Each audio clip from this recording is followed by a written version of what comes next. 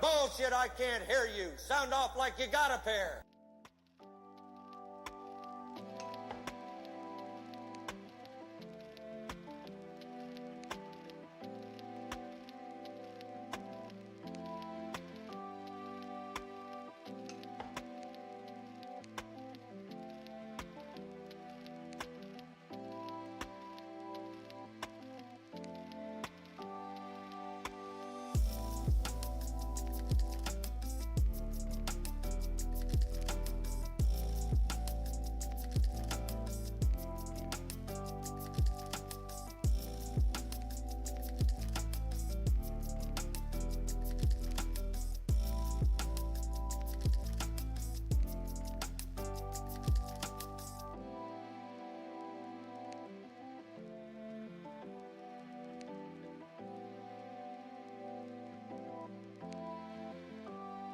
Hey, Gumby, what's up, dude? Happy Monday and belated Easter.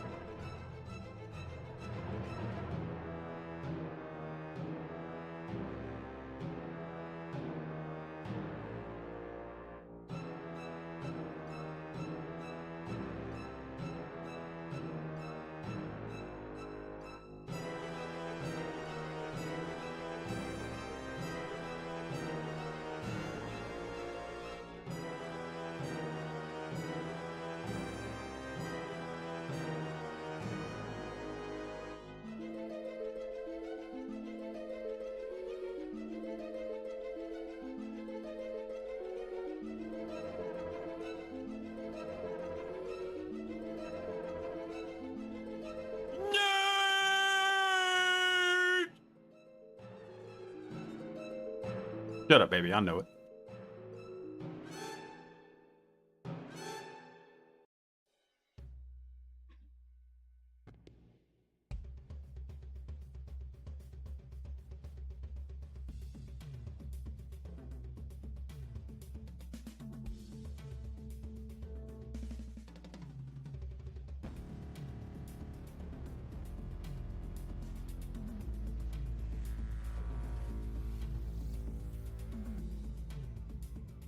Eventually, yes. I wanted to go through some of the Kubernetes stuff. I still need to go work on the re-architecture for Hackbot because I'm dealing with some issues I'm trying to think about, and I'm not quite sure how to approach them. So yes, we are eventually going to continue working on Hackbot.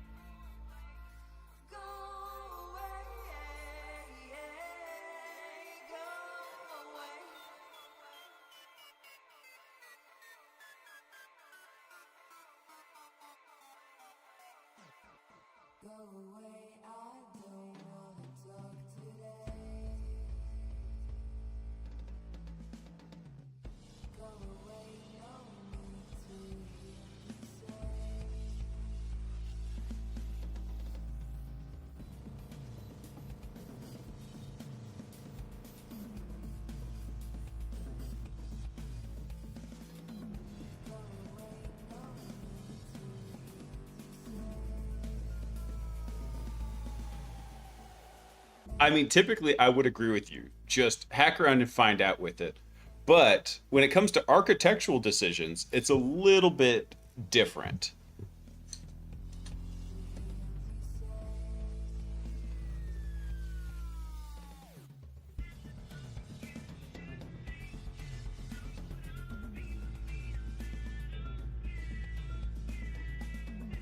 All right, let's get started. I hope everybody had a wonderful. Oh, you know what? I just realized. Hang on. Before I get started, let me fix something real quick. Because I don't think I turned on the screen share system. Hang on. All right, that should work. Now let's try it. Hey, there it goes. What's up, everyone? I hope y'all had a fantastic Easter. I had a really good one, but it was a very hectic, long weekend. So I was busy. I was up at church Saturday evening. That's why there was no stream on Saturday night, because a very good friend of mine was being baptized, and we didn't find out about that until Tuesday. So it kind of threw everything into a little bit of a loop in there. So that was why there was no stream on Saturday. And then come Sunday, I was just exhausted because I was up late Friday night preparing stuff for Saturday, and then I was up real late on Saturday because the Easter Vigil Mass doesn't even end until like midnight. So I was just up super late, and then I had stuff I had to take care of when I got home. And then I couldn't even sleep in because there's a family up at my church, and the husband's very sick. He's in the hospital. So my wife and I had prepared some food to bring for them, and we were going to bring it Saturday and just hand it off to them up at the church. It was going to be perfect. And then I freaking went and forgot it in the kitchen. So realized that we're going to go get the food out of the trunk. We're at the church, and it's a long drive to where we go to church. So I was like, dang it. And by the time we got home, that food had been sitting out for like 7 hours. I was like, this food's not trustworthy now. It's been sitting at room temperature for 7 hours. It's no good. So we had to toss it all, which just was very heartbreaking. And then get up early on Sunday to re-prepare all the food to take to them Sunday morning. So that's what I did. Oh, thank you. Worse than room temperature, garage room temperature. Yeah, no kidding. And actually, I had left it, Sock just came by and corrected me. I didn't leave it in the kitchen. I actually left it in the garage. I set it on top of the freezer to take some stuff out of the trunk. So that way I could make room in the trunk to put this box of food that we made them. And put it on top of the freezer, took the stuff out, closed the trunk, completely forgot to put the food in the trunk. So got up early, made it, everything worked out. I was just exhausted come Sunday night, and I wasn't feeling all that great. And so I was like, okay, I cannot stream tonight. I'm just going to be dead zombified on the stream. That's what the microwave's for. That's not how it works, though, Gumby. If the food is left sitting out, the bacteria itself is not the problem. It's all the bad stuff the bacteria make as part of their digestion process. That's the part that actually gives you food poisoning. The bacteria will too. But let's say you go reheat all the food and you kill all the bacteria. All the toxic stuff they've made is still in the food. And so that was the thing I was concerned about. And this family has like 5 little children. The oldest, I think, is 9. So 5 children, 9 and under, right? And I was like, okay, I can't in good faith serve this food to them. So it was like a ham and some rice and beans and vegetables. So my chickens got the rice and beans and vegetables. They eat their own poop. They will be fine. But the ham, I unfortunately just had to toss out. Couldn't even give it to the dogs because it's too much salt. It would have hurt the dogs. Ugh, that sucked. At least the chickens enjoyed it. What doesn't kill you makes you stronger. Counterpoint, radium. Radium is not going to make you stronger. All right, let me pick up something here. So I did go back as we were going through the Kubernetes stuff. We were working on this Docker in Docker exploitation, right? So the scenario here is we've got this guy right here. So this is a very simple web interface. We can go ping something. So like if I go ping 1.1.1 and I submit this, we get a ping response back, right? So we found out there's a command injection here. It's going to get us into the container.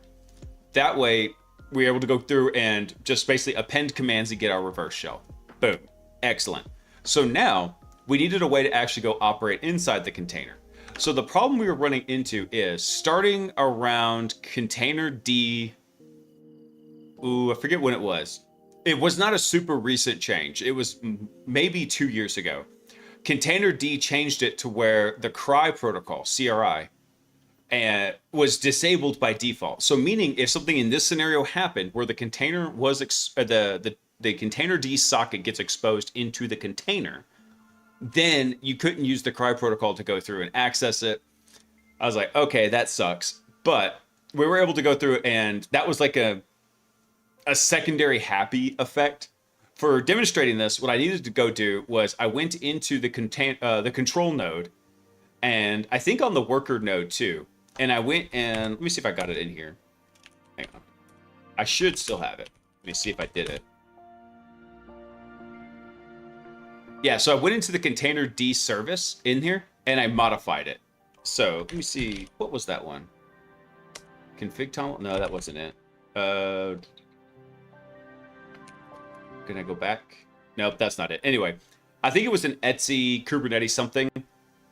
Oh, here we go. Yeah, Etsy container D. That's the one. So if I CD to that, and then we've got this config tunnel. So if I come through and I vim that real quick, yeah, I know it's really hard to see, but there's a thing in here where it says disable plugins CRI right here. So this is the part that got added. So I commented this out, restarted the service, but then it still wouldn't work. I had to go restart the container because of the way I'm pretty sure that it was mapping the inode stuff on disk.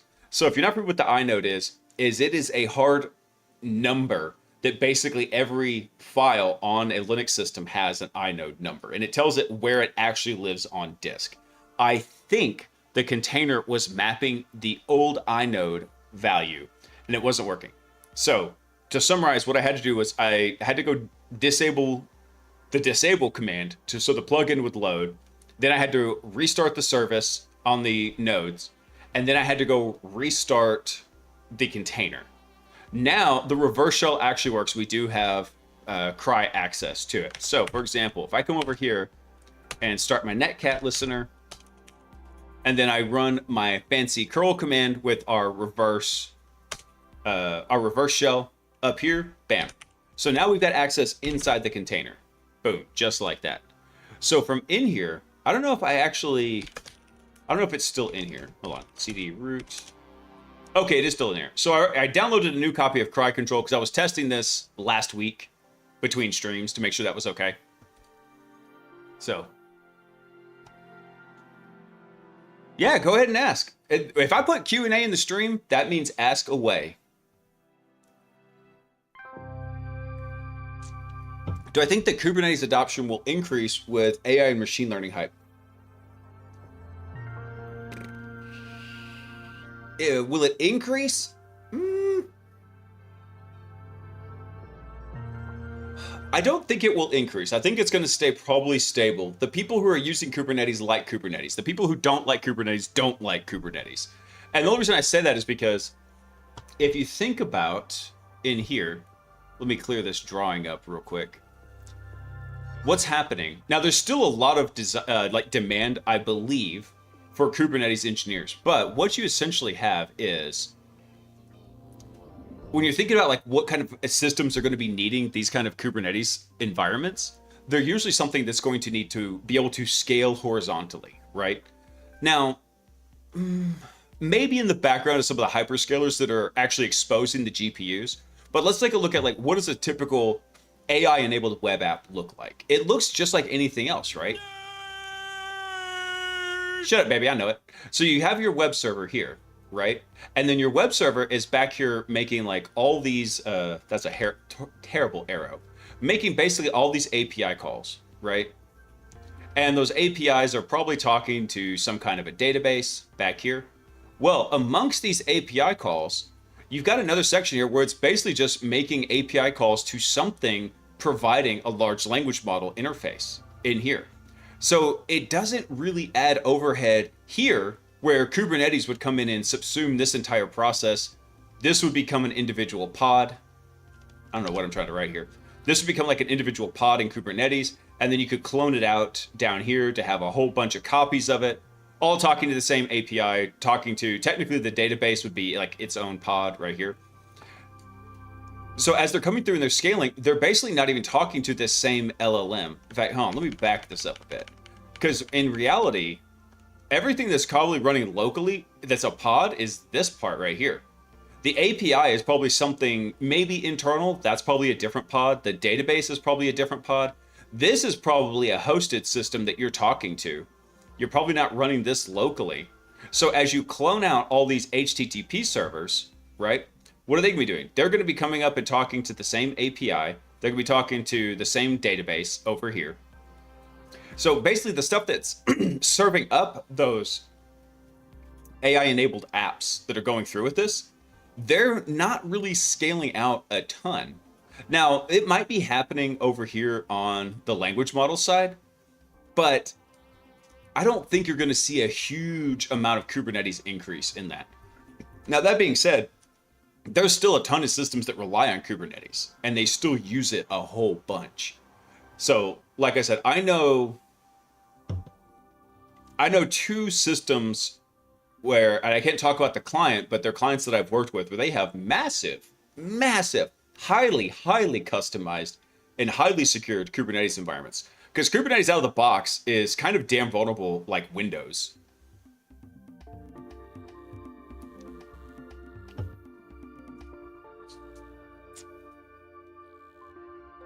Maybe in the sense of systems being deployed and dev looped. I would say Kubernetes in this case is probably overkill for that, unless they're testing the deployment of those systems that are going to be deployed into Kubernetes. For the most part, like whenever I'm doing dev loops and I'm doing something with AI coding agents, I'm doing it in Docker. So which Docker is like the base layer to Kubernetes, or Containerd, whichever one you prefer. But for the most part, using individual containers or even using like Docker with Compose, that's what most of the people are using with dev, because it's not a huge jump to go from Compose over to Kubernetes.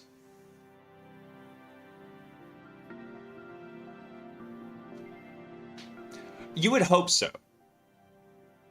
You would hope that they only adopted Kubernetes if they needed it. Sometimes they throw it in because they're like, well, everyone else is doing it. I just want to be the cool guy. There's a lot of instances where you don't need Kubernetes. Yeah. If they were going through and if they were doing like a proper documentation of like what's the app and what's the flow, which is not something I'm super familiar with. I work on the breaking things side, not on the building things side for the most part. Yeah, there's a lot. I've seen companies where they used Kubernetes and they didn't really need to. The main thing about Kubernetes is this scaling portion here. And so a lot of companies, they don't want to be stuck, unable to scale. So they build things in Kubernetes and then they don't ever actually think about the scaling portion of Kubernetes because they want the, oh, well, just in case kind of thing. Yeah. Now, could you go through and do something with Kubernetes? Yeah, sure, you could, but it's a bit overkill for when you're deving something.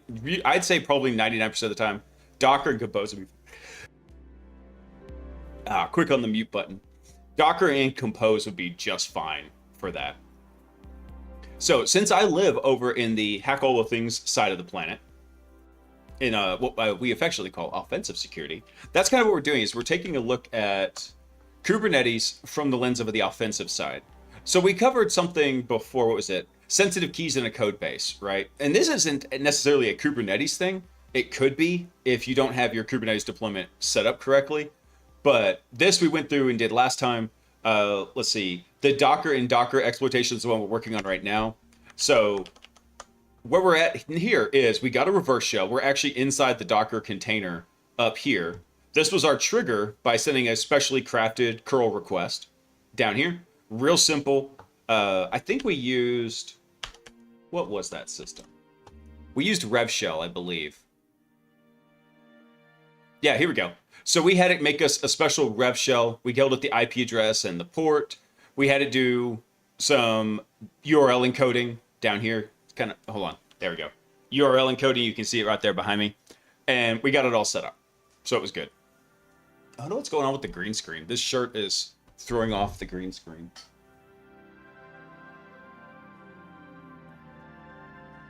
Let me see something here. I don't know what's going on with it. I'll have to fix it later. I'm still tweaking the video settings.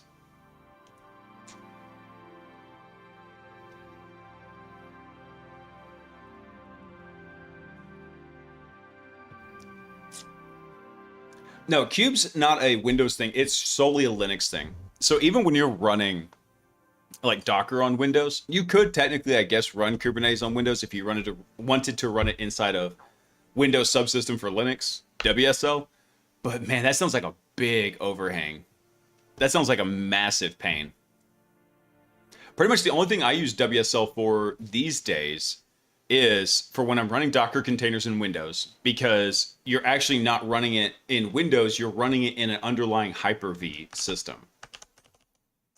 So, for example here, whenever you're running Docker, it's working specifically on using Linux namespacing segregation to like separate everything out. So when you're running something like WSL, what you're actually doing is you're not running Windows as your base operating system technically anymore. What you're actually running is below this, you're technically running Hyper-V, which is Windows hypervisor. And then Windows is actually running as a VM inside of there, like this. And then you have a second one over here that's running a Linux kernel. And then inside of Windows, you've got your various bindings over to it to where it can basically talk over to this Linux kernel back and forth this way. And the same thing works whenever you're running Docker. So it's actually using this Linux kernel that's running on top of Hyper-V to run all those systems in there. And there's just a little bit of a binding system that exists that lets you talk to it back and forth.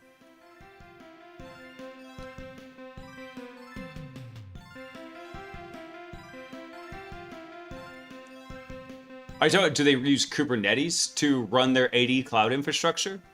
Because in that case, no, they do not. The two don't really compare back and forth. Kubernetes is for deploying workloads and end user applications. Anything that needs to hyperscale horizontally, like this. That's what Kubernetes is for. Active Directory is more for like user and system management and configuration control. I started using Docker for my projects and it's so bloody useful. Oh yeah. Dude, I'm one of those Docker converts because I thought Docker was really stupid in the beginning. And then when I started using it, I was like, okay, this isn't so bad. And actually the way I started using it was I would typically do a lot of work as I'm doing penetration tests. I do them in Linux, right? But then a lot of those tools that I have to use are written in Python. And they could be written in like dirt old, like Python 2.3, right? Super old, amazingly pain in the butt to deal with. And I didn't want to deal with virtual environments every time. So actually what I did is I took those Python 2.3 tools and I stuck them down into Docker. And once they were in Docker, it was actually really easy to just make a command wrapper where I could go write the command, have a little shell alias, and then boom, that would go run my tool in a very nice little isolated environment. Docker is really, really stupid. Like what the hell is taking them so long to get here? This is amazing. Yeah. I mean, what's funny about Docker is Docker kind of proved the point when a developer says, hey, it works on my system. Well, cool. I guess we're just going to ship your system in the form of a Docker container to the client. Oh, too funny. So, yeah. So as we're coming through here, let me pull back up the lab real fast. So as we're coming through here, we're actually inside this pod right now. So I'll tell you what, let me diagram where we're at with this. So let me find this real quick. So where we're at is our Kubernetes cluster has two nodes to it. We have a master node right here, and it is talking to a worker node right here. Just like this. So we're actually talking to the master node, but these guys are communicating back and forth. They're handling all the networking. And then the worker node is then spinning out all these various vulnerable pods that we've got, right? So we're targeting the pod that's listening on 1231, I think, right here. So this is exposing an application. Now, one of the things that happens though is this pod has a binding back over to this guy that's got the container D socket exposed. And so that's what we can talk to in here. And I wish I had I don't think I have the previous command I used in here. Oh yeah, here we go. I did, sweet. Grab this. So here, I'm actually running inside of it and I can talk to the container service and start issuing commands over to it. So for example, if we wanted to run a container, we could do that. So if we do like attack H, we'll get, let me blow this up. We get all the various commands that we can run inside here. So like we could attach to a running container, we could go create a new container. And because we're operating at the Docker level, basically, the container level, let's call it. I'm gonna call it Docker because that's usually what these use. But if we're running at the Docker layer, remember, Kubernetes actually runs inside there and handles everything for managing the containers down here. So we are one layer below the area that we've just kind of compromised. So on top of Kubernetes then runs your pods, right? So the pod here is actually allowing us to jump down to this layer. So remember, in access security, if you can get to the lower layer, then you can compromise everything above it, right? So that's what we're doing in this particular case. So we could go spin up a new container on this system and then have full access to the underlying operating system.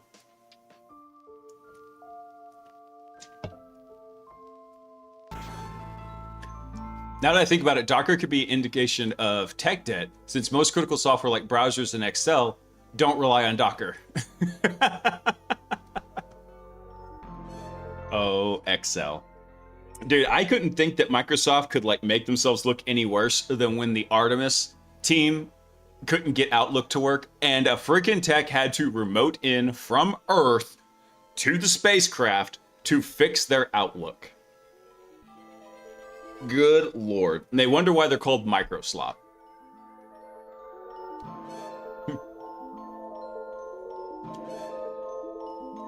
Oh man. All right, so let me see what I want to do here. What was the actual end goal for this? I think it was to run a container that lets us get access to the system in here. So let me double check that real quick. What was the actual goal for this one? So the goal for this scenario is to escape out of the running Docker container to the host system where the container is running and able to access and perform actions on other containers running in the same node. Okay, so we can actually go list the containers that are running. So like, for example, we listed out the images. Let's see. If we run just a PS command in here, we should be able to see what containers are running. Let me see. PS tag A, maybe? List all. Oh, it's because it's PS lowercase a.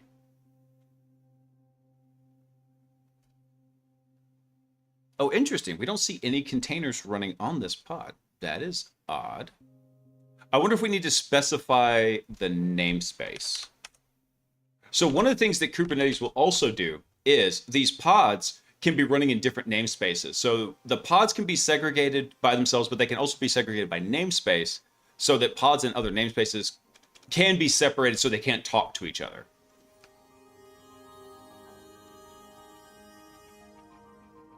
Did you see the Hacker News article that mapped out all the Microsoft services named Copilot? Oh, yeah. Jeez. They're so hard up on Copilot. I'm like, stop trying to make Copilot happen. It's not going to happen. Nobody likes Copilot.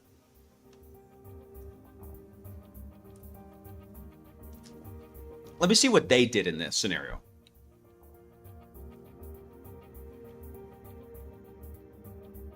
So we're able to get cry. We can list out the images. Now, for some reason, their image one was listing a whole bunch of new images that ours isn't. Interesting. Let me just try something real quick. What if I do run hello world? Will that work?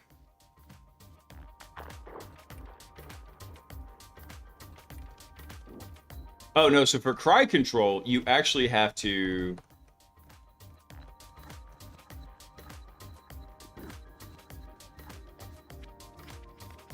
run command options. Let me see what we've got for command in here. Because I'm not terribly familiar with cry control. It's different from Docker. Run a new container inside of a sandbox. So you give it the container config, JSON or YAML, or the pod config. Okay.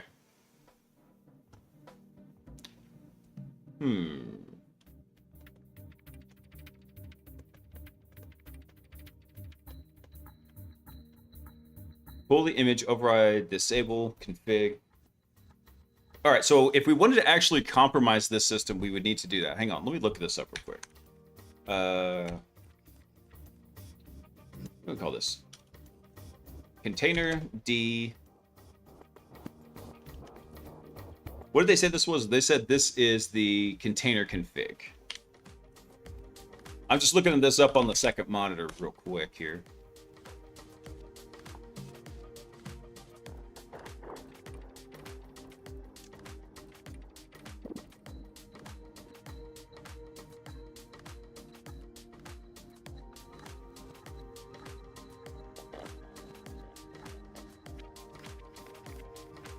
This is not what I want. I want...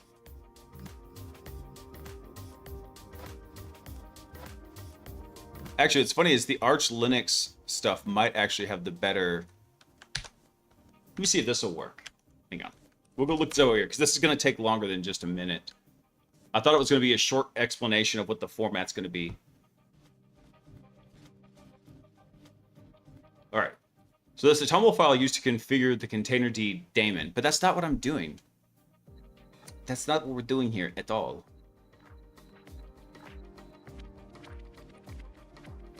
That's really weird. Hang on, let me go get into the worker node here real quick. Let me see if I have a... Do I have a tmux session on here? I do. Okay.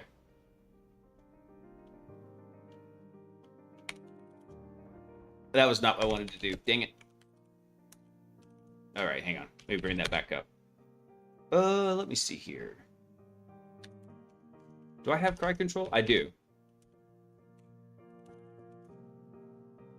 So this one's listing images. We've got those. Let me try on the control node here. Let's see. Cry control images. Yeah, so why is the dev container here? When we run this command, damn it. This is a very, so if you're wondering why I'm pasting, it's because this is a very dumb terminal in here.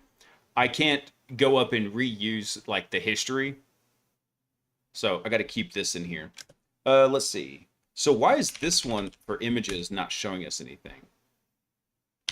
All right, let me try something else. I'm going to try running just cry control in here. CRICTL.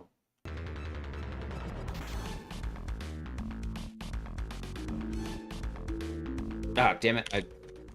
CRICTL images. Let me see. All right, so this one says, okay, can't find it. That's fine. But if we run the actual full command here, we do have it, but it's not showing us all the images. So let's go figure out what we need to do with this, because this might be something we actually run across in a legit system.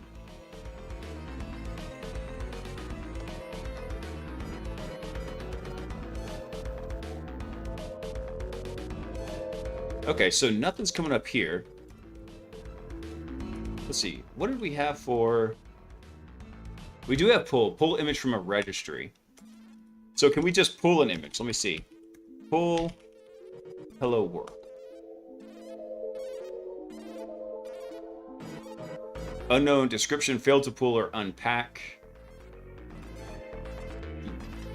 We can list the pods, though. Let's see. Pods? Interesting. So nothing's showing up here for the pods. But we do have pods up and running. Maybe it's because it's talking about these. Now, these are all running in the default namespace. So interesting. I use Copilot in VS Code. You are very brave, Panda. Very brave.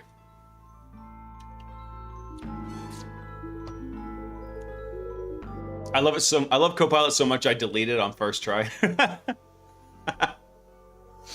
I know, right? It's like I love Copilot too much, so I had to go make sure and delete it off the system so I don't use it.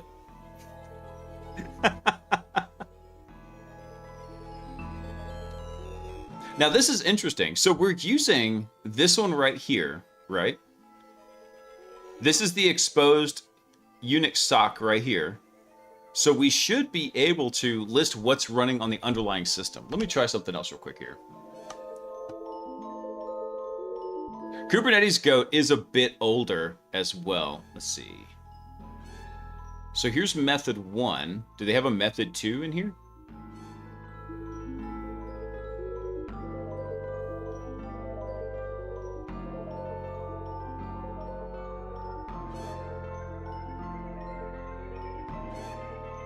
Oh, okay. So there's another tip here. It says you can use the use the analog steps with CTR to interact with the containerd runtime. Cry control shows the containers as visible in Kubernetes. CTR shows additional containers such as the Kubernetes hidden pause containers. But the problem we're seeing here is we're not seeing any whenever we run this, right? We don't see any pods. We don't see any images. That's weird. A couple weeks ago, I was suddenly missing a whole repo inside of my workspace, and it basically deleted from the disk.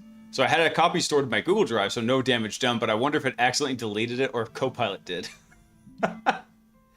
I watch usually pretty carefully what's happening when my agents are running to hopefully avoid like just that scenario.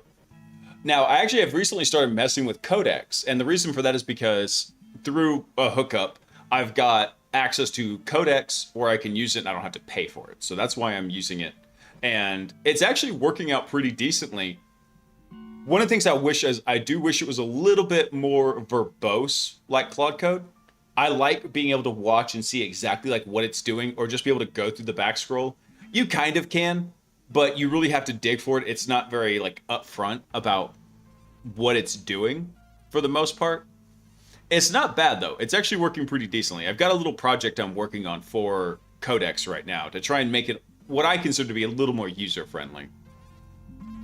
Hello, IT. Have you tried turning it off and on again?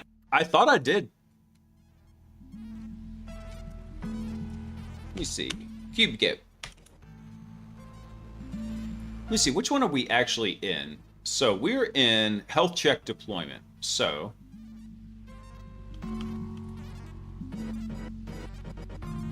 where is this in here? Is it in? Shut up, baby. I know it. Let me see. Health check. There's the deployment YAML. Let's go look at this real quick. So here's what an actual Kubernetes pod looks like. Basically, you're defining infrastructure as code whenever you do this.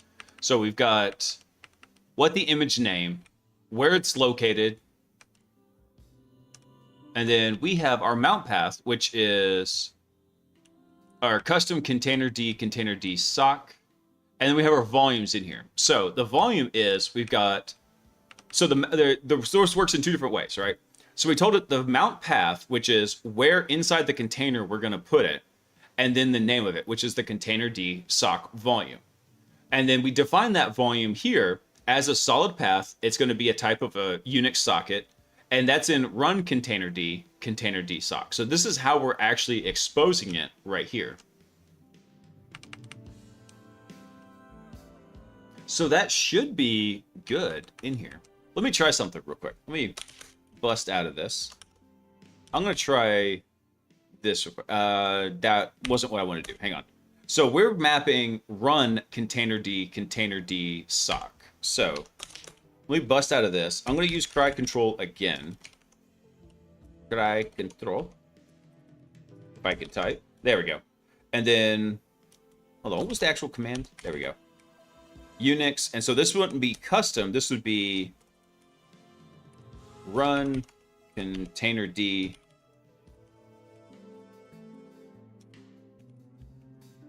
I forget what it is. Yeah, run containerd containerd.sock.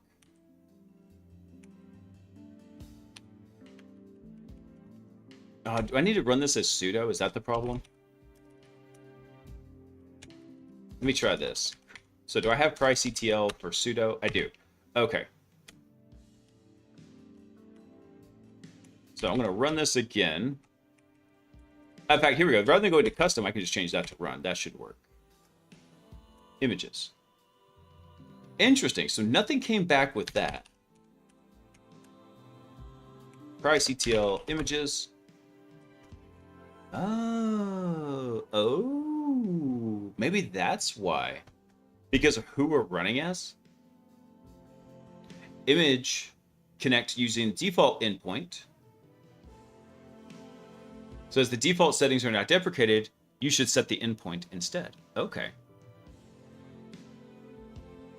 So this is going to be over in...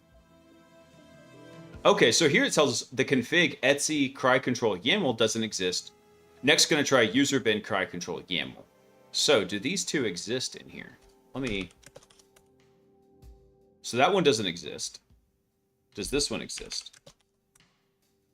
And that one doesn't exist either. Okay, so hold on. If I exit back out of here, it shouldn't matter that they don't exist in here. But for some reason, it's doing something, right? Where whenever we run cry control from here, right, we see all the images. So let's see what it said. Can't find this. Connect using default endpoint. Validate cry v1 image API endpoint. RPC code unavailable. Error while dialing cry control. It was denied. Let me try this over here. Let me make this a teensy-weensy bit smaller. So we are getting these same errors over here. So this is probably a weird setup with the containerd service.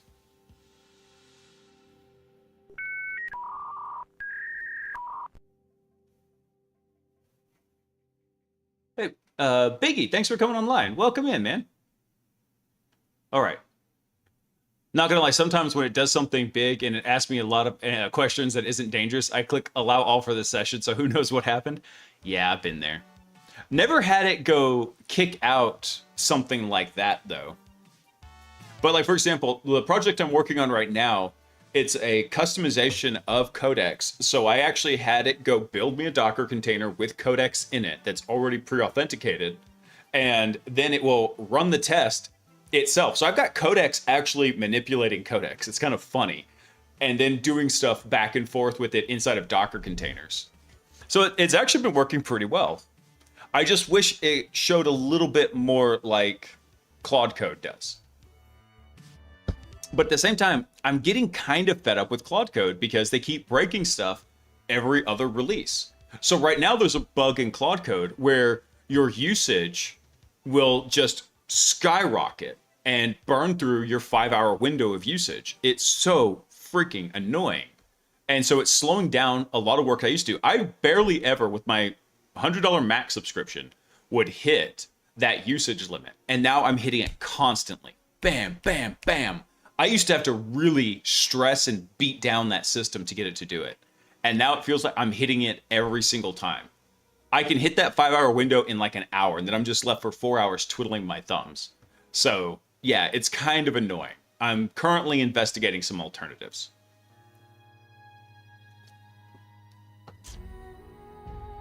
Let's see. So what's the difference here? So why is cry control, when we're the local user, showing us all the information?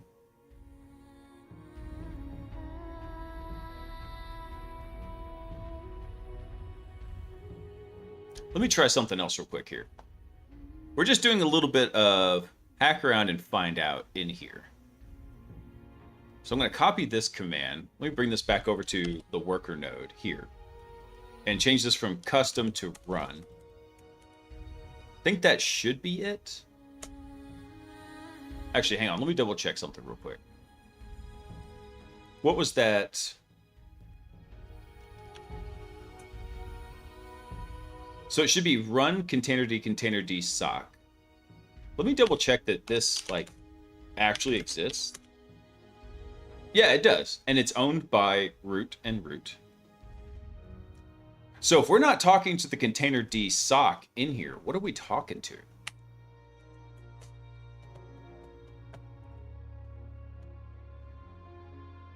See, the way this is set up in here, this is the root user has read-write access, and the root group has read-write access, but no one else does. So it's set up properly.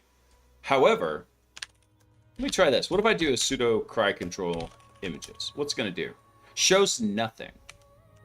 However, normal cry control does. So I'm kind of curious now. Do we have a user add command in here? We do. Okay. Let me double check how I want to do this. Yeah, I don't know what that equal sign at the end was all about.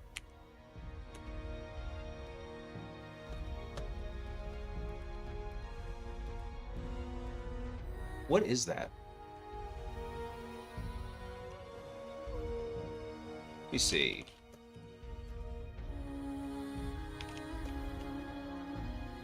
I've never seen that before.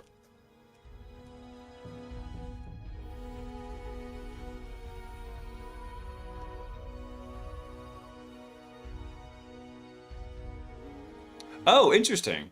I'm surprised I've never seen this before. That equal sign at the end here indicates that it's a Unix domain socket. I've never seen that specified. I thought that's what the S right here was. Right there at the beginning, but maybe not.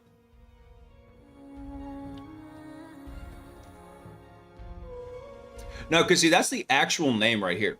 So, for example, if I had gotten even off by one letter, it would have said, hey, that doesn't exist, right? Because it requires the exact name. So I knew that was some kind of a decorator in here telling it. Let's see what else we could do. Interesting. So, like, for example, if I come over here and I do equals, it's going to say not found, right? Because that's a little, let's say, like, user enhancement there to say, hey, this is what this is.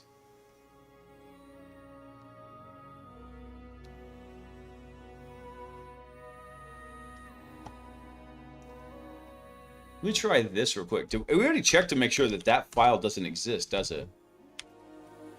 Hang on, let me CD back here. Is it using our cube configuration? Is that what it's doing?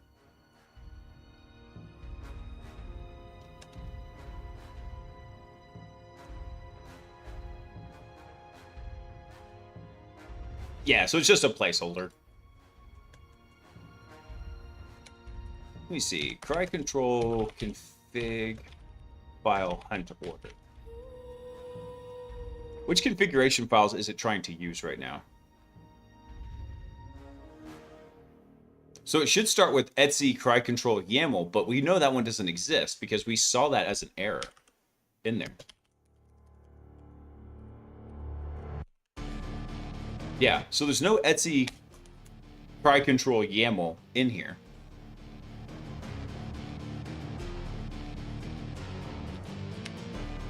Let me see. Oh, there's another way we can find this out. What is it? Linux list files opened by a process.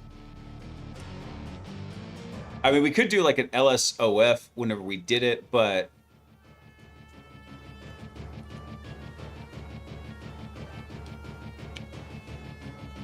I'm trying to remember what the actual command should be in here.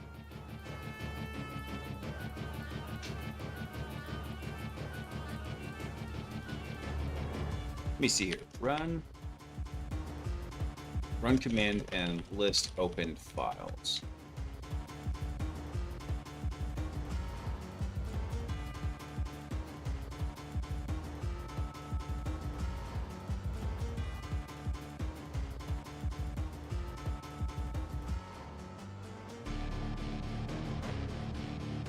All right, we might be able to do it like this.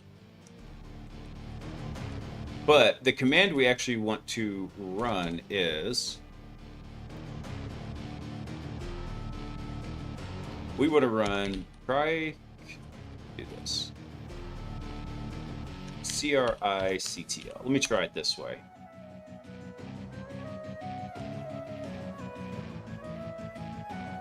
I don't think that was the correct one I wanted to do. I think that was just for filtering by the process ID.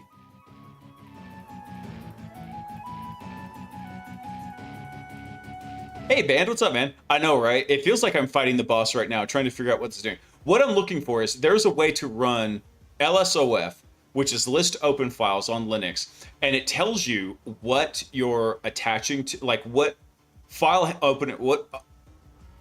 open file handles that process has on the system. However, the problem is when I go run cry control, right, it's not staying open long enough to go run that, right? So it's not like I can run cry control in the background real easily and then go check it. There's a way to execute it. I'm trying to remember what it was. You can execute the file, then you can have it list everything that was opened like during that session when it happened.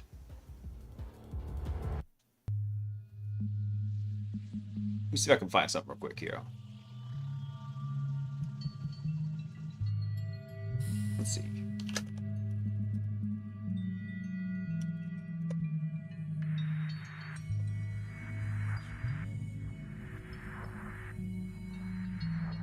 Maybe strace. I've never actually done a ton of stack tracing on Linux before. I haven't needed to.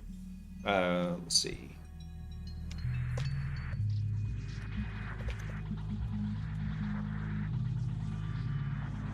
I'm double checking something to see why cry control on a Kate's node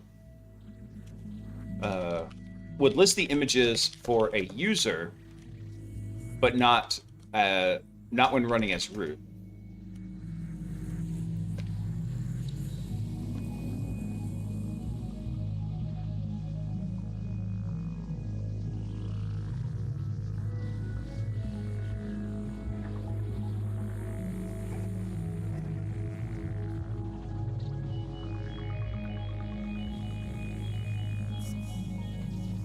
Okay, in cry control, I think this is a namespacing issue. Let's see, we can tell it what the runtime endpoint is. That's what the TAC-R does. Can we tell it what namespace to use?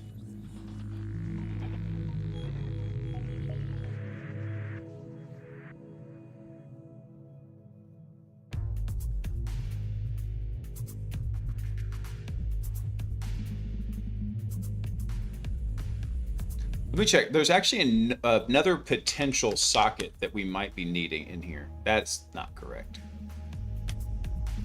Is that it? Okay, so it's not that one. It is the containerd sock file. Hello, IT. Have you tried turning it off and on again? I'm about to turn it off and on again.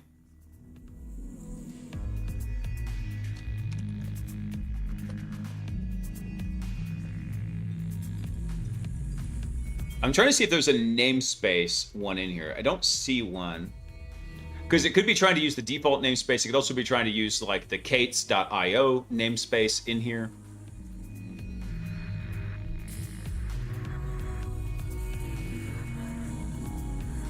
So cry control does not have a particular namespace in here.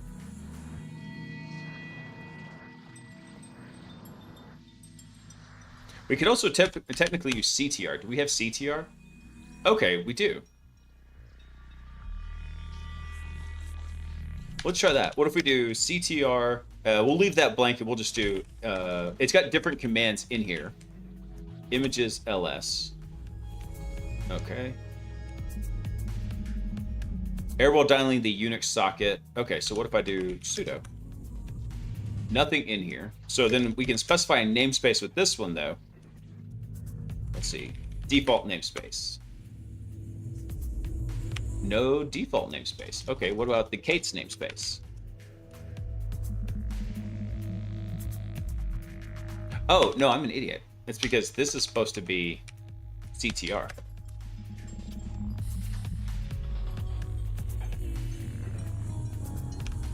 What's going on here? CTR. Okay. CTR namespace default images ls. Okay, so nothing, it's not showing anything in the defaults. What if I do hates.io? Nothing in there either. Okay, so it's not a namespacing issue.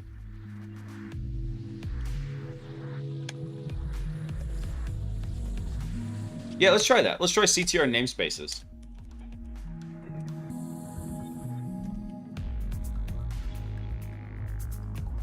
We only have Moby? That does not seem right. CTR namespaces ls. Interesting that CTR is not working in here, which I think CTR is container runtime.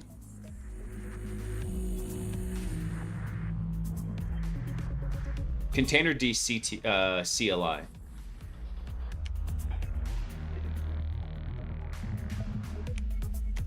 Let's see, what do we have for running this? Well, actually, we got to get back into sudo mode.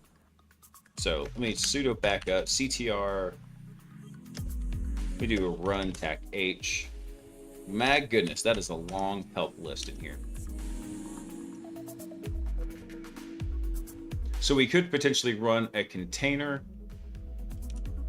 I want to see if this will work. Just run hello world. Will it automatically pull it from like container? Oh, container ID has to be specified. Rip. Rip-a-roni.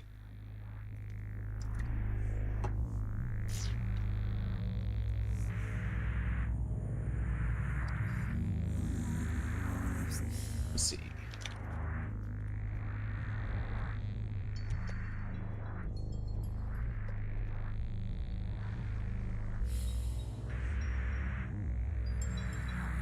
This is odd. Actually, I'm glad we ran into this because now one of the oddities here too is if you notice that here inside the container, we're actually running as root, right? And if you doubt me, there we are. Who am I? Root. So we're running as root. We should be able to go through and list a bunch of these new things in here. All right, so one of the issues might be we need to go specify where we're running in here. Yeah, much helpful, much wow. Oh, Doge. Which is funny because I think it was written DOGE by the owner because it was actually supposed to be Dog-E. That's what I had heard. I was like, I like that so much better. But now it's just become cemented as Doge. All right, let me try this. What if we sudo CTR, and then we'll give it the address of the Docker socket. So this should be, let's see, run container D. That's not gonna let me.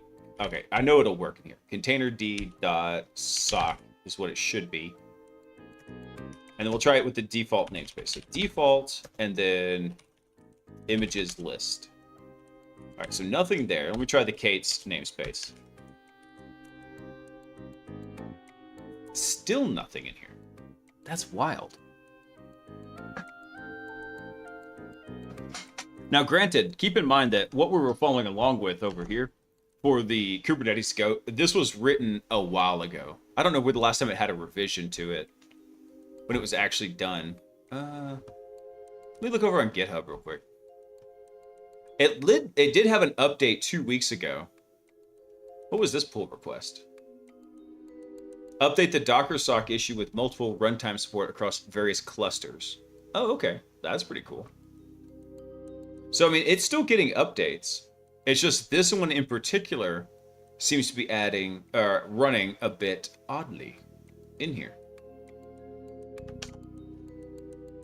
So I still want to find this way. I mean, we've gotten access to the container socket.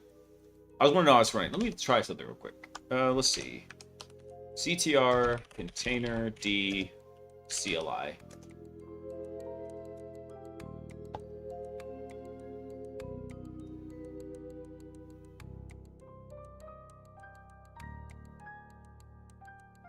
I wonder if there's a place to easily download that. Let me see.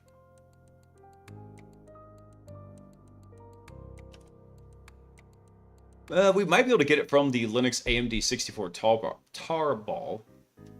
Let me go download it. We'll unpack it. And we'll check it out real quick.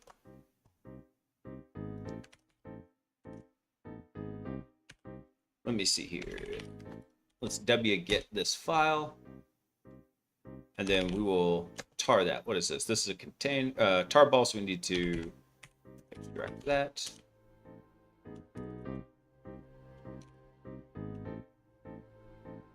Where did it put it all?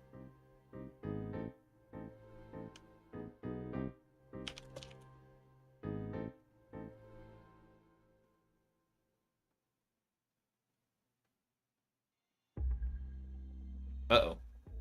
I think it just dumped everything right here. Oh, no, that was the stuff for Fuff in here. Where did it go?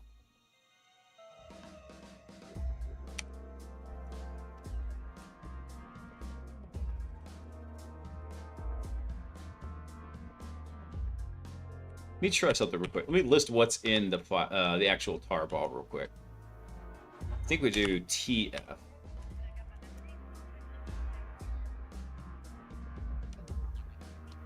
Oh, it put everything in the bin container. So now I think I have CTR installed here. Oh, yeah, that's not what I wanted.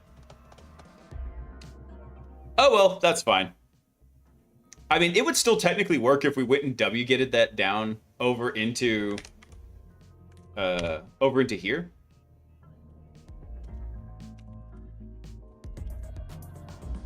Yeah, let's just go ahead and do that. Airfic, hey, what's going on? The paper clips have gone mad. They're frothing at the co-pilot. I can't help but think, hey, Rabbit, what's up, man? I can't help but think of paper clips without thinking of, like, Clippy. Clippy was amazing. Clippy is what co-pilot wants to be. Co-pilot sits there sobbing in the corner like, are you proud of me now, Daddy?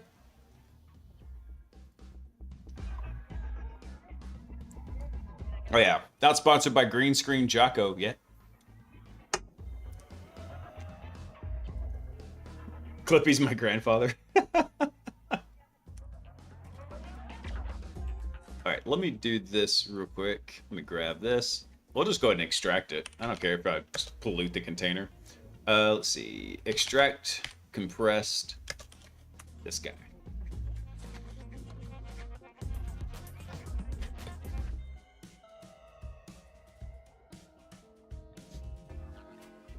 Sure is taking its sweet time here. What do you got going on? By the way, I did miss everybody last night. I mentioned at the beginning of the stream, I was just exhausted after the Easter weekend. That looks like I might have killed my show. I just had a crazy busy weekend with Easter and everything. I had stuff going like late into the night Friday, late into the night Saturday. Come Sunday, after running around, I was just cooked. So, hey, Cypher. Nerd. There we go. All right. So now we should have CTR in here. What? No way. Well, this one put it in bin here. There's CTR. Okay. Let me move that. Move bin CTR to bin CTR. There we go. So now I should have the CTR command. Hey, there we go. All right, now what was that command I was using in here? Should be something like this. So all I'm doing is I'm telling CTR to use the container D sock image.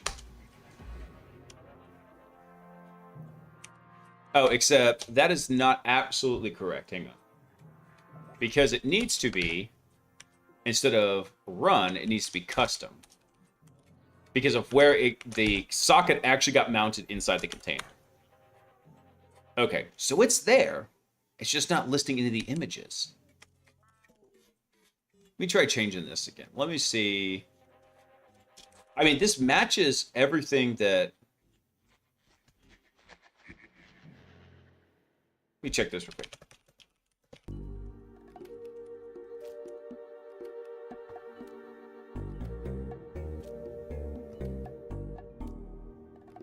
Yeah, so we should just be able to do CTR namespaces ls, but it didn't come back with anything. Oh, it's because I need the actual command here. All right, I got you. Copy that. Namespaces ls, and it's gonna come back with just Moby, isn't it? No, it does have Kate's IO. What the hell? So why is no images showing up in Kate's IO here?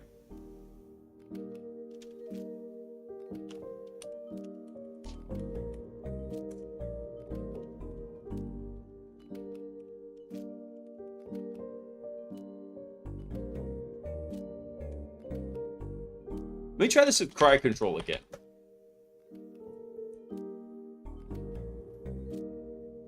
Claude called me old when I laughed at it for asking if I needed a crossover cable to go from device to PC with RJ45 Ethernet. Rude.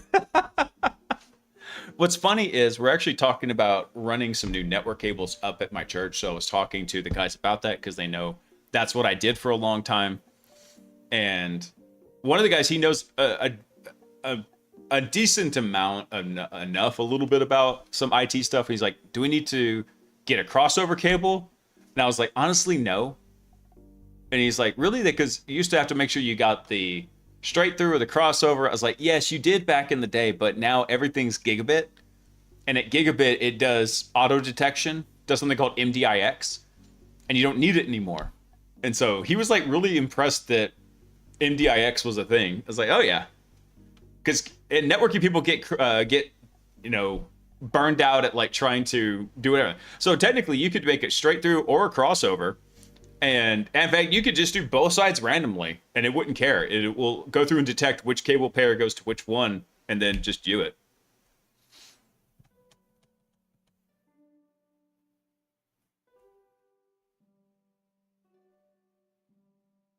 MDIX grabs some attention if you don't spell it out.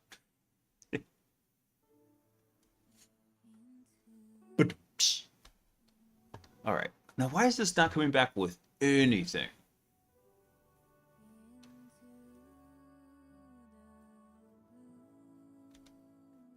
Is there not a command in here where I can list the namespaces?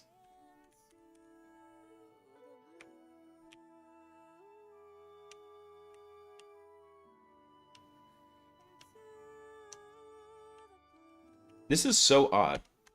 Because if I do cry control and I do pods, I can list all the pods in here, right? If I sudo that, I don't get anything back.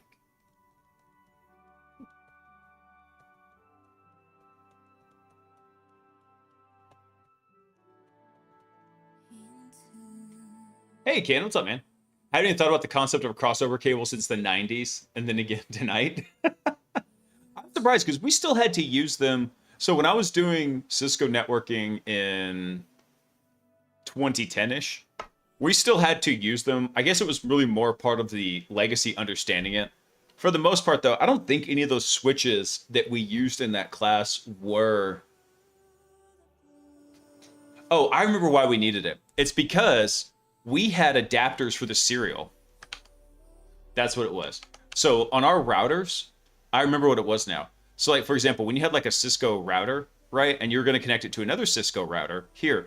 Normally you had these big fat like multi-pin connectors in here that were serial link connectors. And so you'd have like this big, ugly, easy to bend a pin multi-serial link connectors. What we did is we had an adapter on them that turned it into an RJ45 right here. And so you had to use a straight through for these. So we still gave the guys like connections for it, but rather than having to use like the big honking cables, they were able to just use an RJ45 Ethernet straight through and get a connection. So that's how they simulated their serial links on here. Helped out a ton with keeping routers from getting bent and broken pins on the serial connector cards.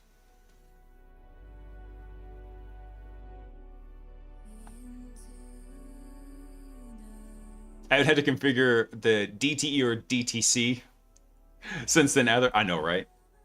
I came up with probably what I consider to be one of the nerdiest networking jokes ever when I was working deep into Cisco land. And it had to deal with, what was it? Yeah, it had to do with OSPF. It was, what did the Cisco router say to the Juniper router over OSPF? It's, what's up, my druther, from another mother? And that is, I can't even explain to you how absolutely nerdy that joke is. If you've never done serious networking, especially if you've never done OSPF over an Ethernet link, it's incredibly niche.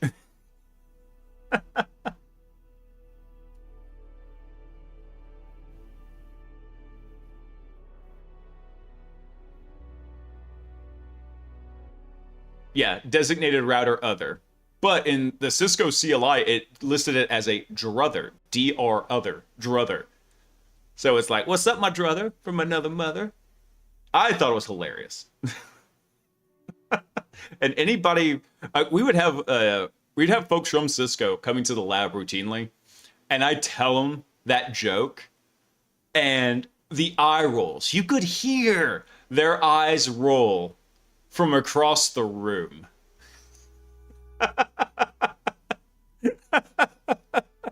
So I noticeably was not telling that joke for their amusement. I was telling it strictly for mine and to see the cringe just completely subsume every thought they just had about that joke. Oh, that's too funny. All right, I'm trying to figure out here. I've got an idea, but I don't know if it's going to do a whole hell of a lot. One thing we could do is, since we're running as root inside the pod, we could, in theory, go through and add a new user that matched like whatever the base user was. Let me try something real quick. Let me just look at the root system here. So all that's owned by root. I don't think there's even a home directory in here. There is a home. Let me look at that real quick. There's nothing in home. So from this pod, we don't have any indication of like what the base user is, but it's probably UID 1000. That's not it. I think it's who am I heck you? Who am I? Or is it just ID? Is that the command? There it is, ID.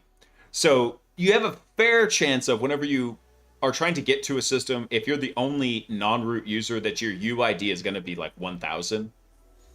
So we could make that as an educated guess in here.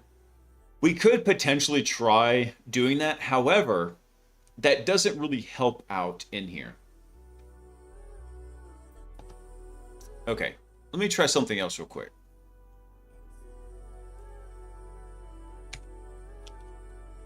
Let me tell you how to do this in using cry control. Cry control, create a container that mounts the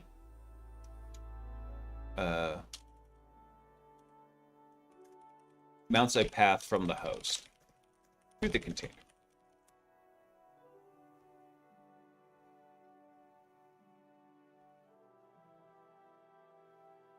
Hang on one second.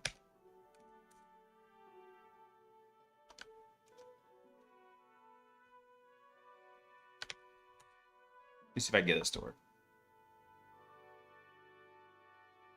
So we create a pod, we give it a pod ID, we tell it what image to run. We don't have any images. So we might have to go build an image in here, because we have, when we run our cry control command, we don't see any images, right? Let me try this again real quick. So cry control images. Yeah, so we don't see anything in here. That is so weird.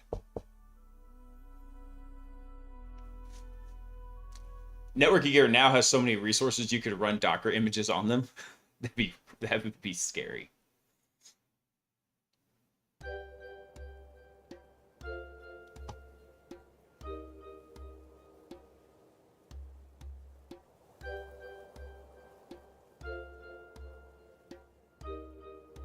RNO Gumby cheered 5 bits and says, I'm a dumbass, that why I ask questions. Someday I will be a smartass. Someday I too hope to be a smartass.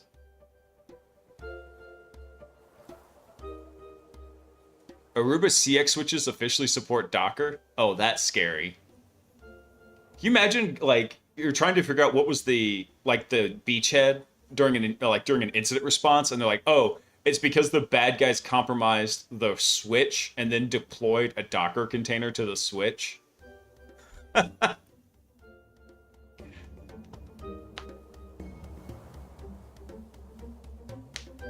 Isn't it ironic that dumbass and smartass both have a negative connotation? I know, right? It's like, if you're damned if you do and damned if you don't. Yeah. I would rather be a smartass than a dumbass. I will say that. All right, how could I make this work?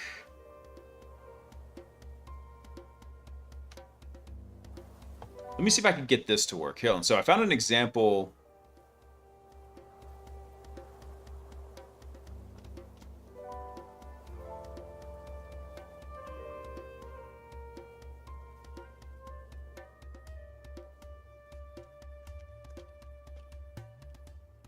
Because we need to actually have like a JSON file that displays like what this is. This would be so much easier if it actually was running Docker under the hood. Because if it was Docker, I'd know exactly what to do. Container D, I'm not as familiar with.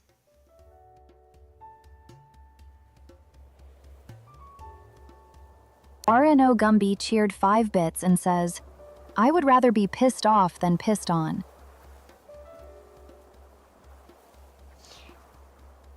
I got a story for you. Not that kind of story, you weirdos.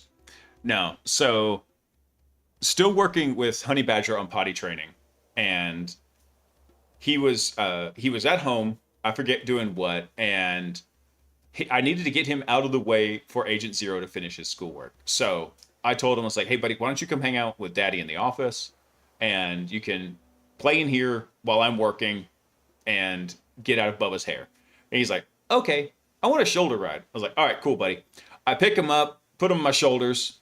He's only 4, right? I'm walking, and I feel this wetness on the back of my head. And I stop. I've only taken like 2 steps. I stop, and I ask him, it's like, Honey Badger, did you wet your undies? And he starts giggling. I'm like, dude, you know how to use the potty. This is not cool. So I pull him down. I was like, boy, get your butt in the potty. Go change your undies. So yeah, no, thankfully he didn't like make it rain down the back of my head. But I felt that as soon as I put him on, I was like, felt his shorts. And I'm like, he peed himself. And it just got all over the back of my head. Ugh. Things you put up with because they're extra cute. Now that part wasn't cute. Other stuff is cute.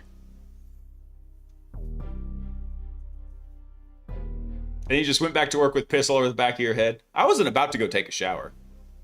Actually, I grabbed a wet wipe and scrubbed back here. And it was really pain because I had just shaved my head, so there was a lot of stubble, so it just shredded the wet wipe.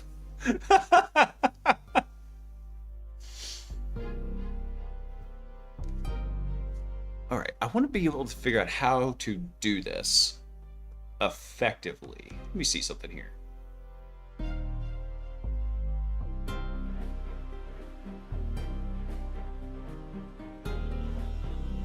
All right, so there might be a way to do this. We might be able to go define this. So like this is a very basic pod JSON, right? So what I'm gonna do is I'm gonna minify this down. Let me do this real quick. I'm gonna take out all the white space. Okay, so now this is actually just one long line in here. So what I can do is I could echo this over to, we'll just call this like pod.json, right? So let me do that real quick. So what we'll do is we'll do an echo, because this is a non-interactive terminal. So drop this in, and I'm going to put this into pod.json right here. So now if we cat pod.json, we should see that very simple, basic, minified JSON right there. Okay, cool. So now we could potentially try to do this. Let's see if this will work. So I need my cry control command here. So this one right here. We copy that. And then what we're going to do is we're going to give it a pod name. So we're going to call it pod backdoor. And then we tell it what the image we want to do. Oh, but we need an image. Let's see. Pull image from Docker Hub. We should just be able to use cry control pull. Okay, let me try that real quick.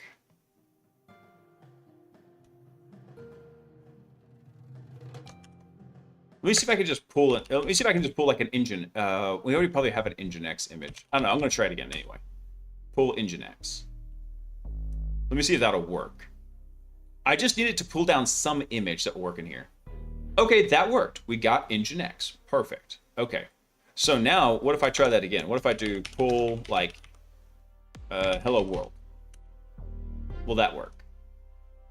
Doesn't exist. Okay, whatever. I don't necessarily care that hello world didn't pull. As a parent, if you have been pissed on or shit on, then you aren't living a full life. I know, right?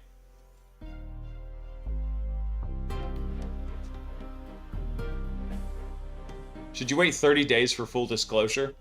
It depends. Typically, a lot of companies do it differently, but usually disclosure period is 90 days. And that's not like starting the timer from whenever you first reach out to them. It's kind of weird. It's a little bit of a sliding window, and it works differently for different companies. Typically, if you reach out to a company multiple times in multiple channels and they're just radio silence, then yeah, after 90 days, that's considered, okay, cool, we're going to drop it right here. So typically it's usually 90 days. It would have to be kind of an extreme circumstance for it to be something short like 30 days. But then let's say like during that time period, on the 89th day, they finally come back to you. It's like, hey, yeah, we looked at this. This is real bad. Then you might extend out that window to give them time to triage and work on it and get a patch out and let the patch cycle run before you disclose it at that point. But usually it's not like, hey, yeah, by the way, you now have 63 days. Now you've got 54 days. Now you've got 10 days. It doesn't like count down from the first time you try to start talking to them.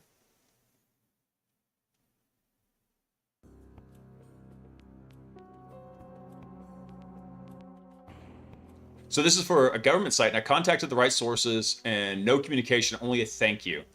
I would say reach back out to them and say, hey, by the way, I'm going to release this information as a blog post, YouTube video, whatever, and I want to make sure it's addressed before I do this. Is there going to be a CVE? Is there anything like that? And you could talk about there. Actually, I saw my buddies talking about Blue Hammer. I don't know anything about it yet. Blue Hammer. Let me see. Disgruntled researcher leaks Blue Hammer Windows 0-day exploit. Oh no. Oh my. So guys, I did actually add a new chat command. So if you find an article that you want to have covered on the Wednesday night news stream, you can do !news and then the URL, and it will automatically save it over to Discord. So that way we can cover it on the news stream. It should already be working as a thread in there. Oh, good. I'm glad one of y'all did that, because actually I've been meaning to test it real quick. Let's see. Awesome. HackerBot did catch it. Cool. So this is what it looks like. When it does that, HackerBot comes through and does some basic checks and sanitization of it, and then comes and drops the link to it right there. So, perfect. Perfect. Awesome. And that will work throughout the week, too. So, like, if you come across something and you want to discuss it, feel free to go drop it in there.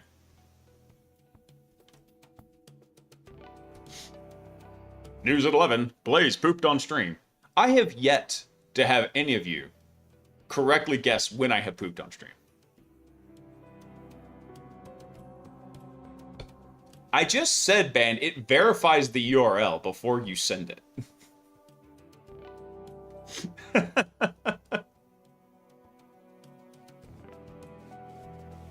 All right, let me see here. So we have an Nginx container, so we might be able to make that work. Let me see what I can do with that. So what was the actual command I needed? I need to... So we need to give it the pod name, and then our image. So our image here could be an Nginx container.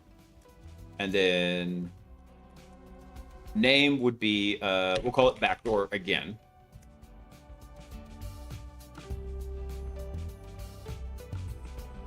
And then now we got to tell it what the mount type is. So the mount is going to be a type, is going to be a bind mount. And we'll tell it what the source is. So the source is going to be just root. And then the target is going to be / host root. There we go. And then we should just be able to tell it pod.json, which is the JSON file we just made. So if this works, we should see this pod actually come up and run. And it will mount, rip. It should mount like the host file system down to it.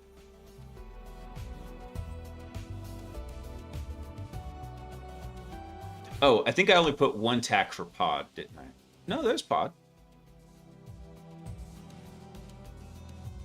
So what was this? This was...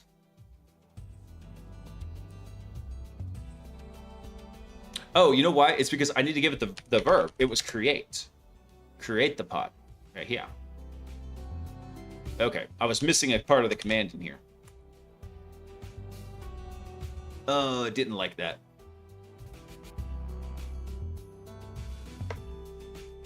Registerspoop.com. I'm sure somebody's had that probably since like the early 90s.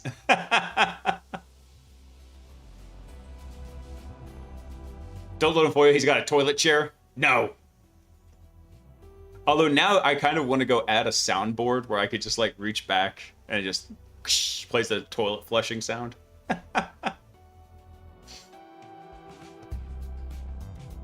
Let's see here. So what didn't I like about that command in here?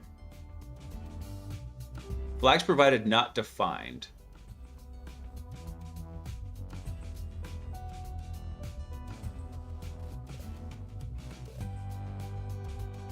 Rude.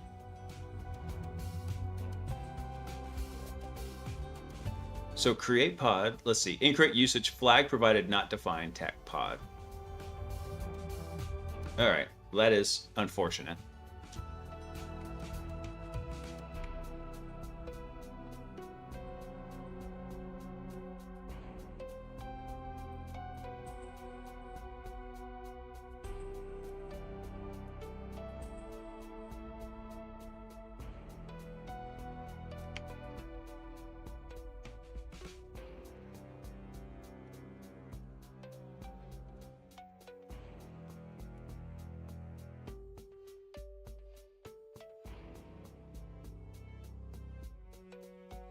Oh, okay. It looks like I actually don't need to specify the pod name in here from looking at the help. So it should just be like the name of it. So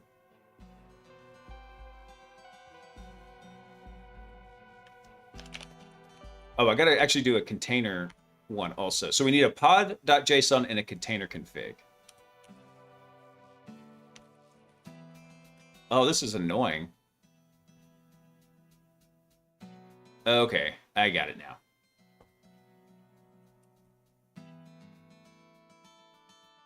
Toxic. Not exactly. All right. Hang on, guys. I actually need to go talk to Sock for 1 second. I'll be right back.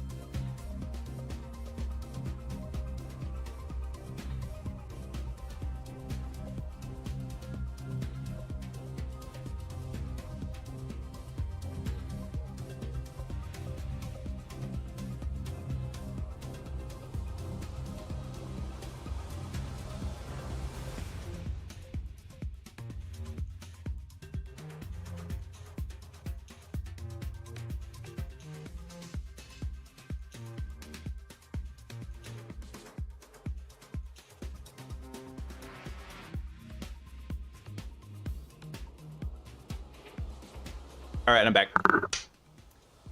I'm back. Having fulfilled my husbandly duties, I had to go kill a roach. Well, it's not really a roach. It was a water bug. So in Texas, we get these like giant little scatter. We get these like big water bugs here in Texas.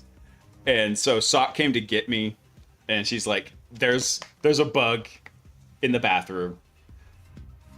I was like, all right, fine. I'll go do my husbandly duties and go squash the bugs for you.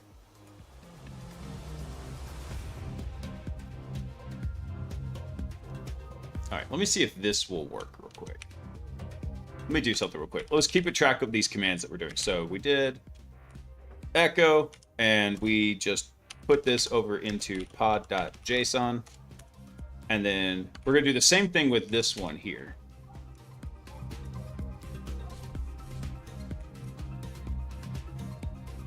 Make this, nope, undo.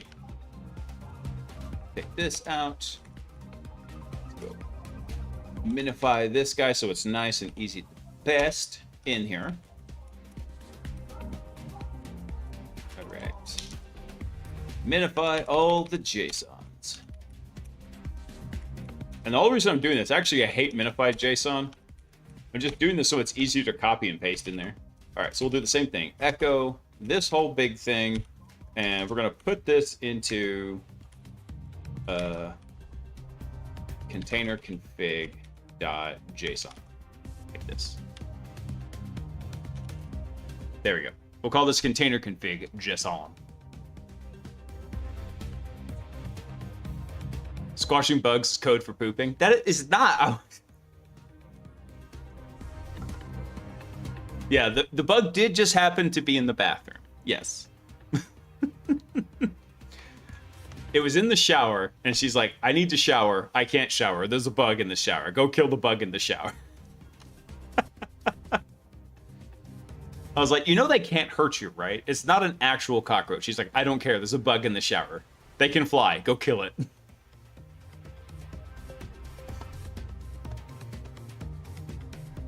All right. Let's see. Container path. Okay, so this should actually give me what I need now. So now, if we combine the pod JSON with the container one, the proper command should be something like this. Let's see. Let me just take all this stuff out. So it should be create the name, the container config, and then the pod config in here. All right, I think that'll work.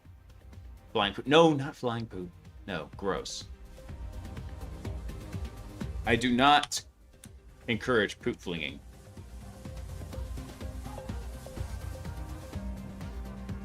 All right, let me see if this will work here.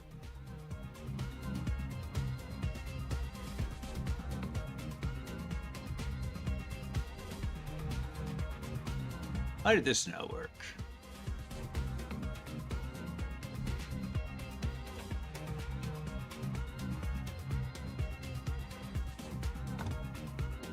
I think I missed something in the chat.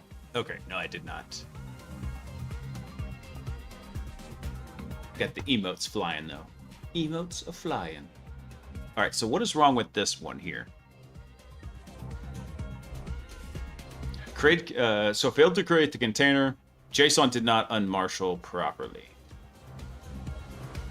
Let me double check pod JSON. That one should work. And let me cat the container config.json. Is that because I... Oh, it's because I named it container, because I'm an idiot. But hold on, even if that was wrong, it should have still worked.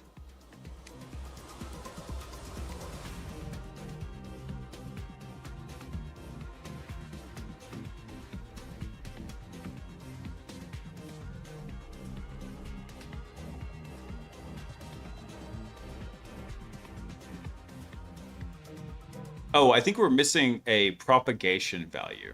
All right. Let me see if this will work. So this guy was saying that we need that in the host path here.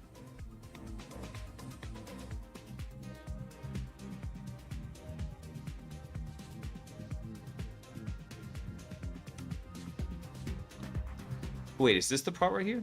Hold on. Oh, it should be a 0. That's what we're looking at. Propagation 0. All right, let me try this again. And you might be wondering, like, hey, why am I going through all this trouble? Well, because if I come across this scenario on a penetration test, I want to make sure I'm prepared for it.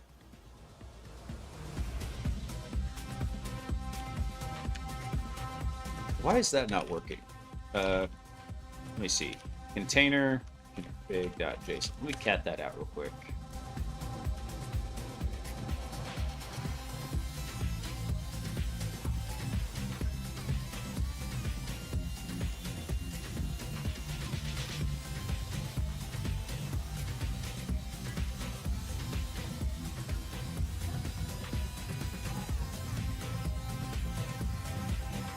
Actually, it should have been propagation 2 in here. Come to think of it.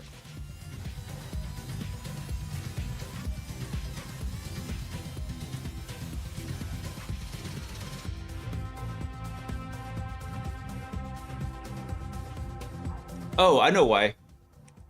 Propagation needs to be an integer. In fact, I think it needs to be number 2 right here. All right, let me try this again. There we go. Copy that. All right, let's recreate the file and then try this again. So what we're trying to do is we're trying to go spin up this container.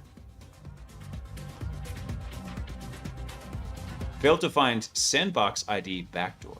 Not found.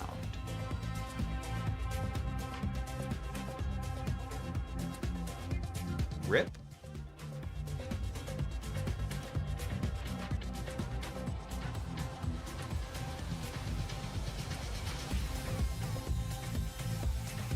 Just imagine how often he's pooping during a penetration test. Usually once a day.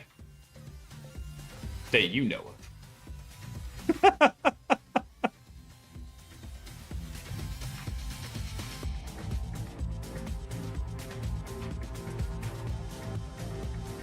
Let's see. Oh, okay. So this is saying it doesn't like the sandbox ID because it doesn't match what's in the pod config.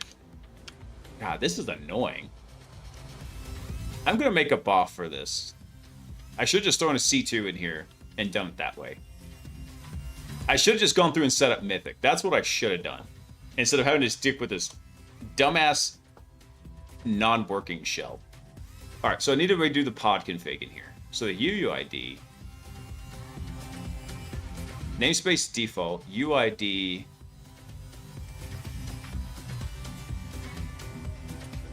oh, actually, here's what we need to change the name of it. It should be backdoor, like this.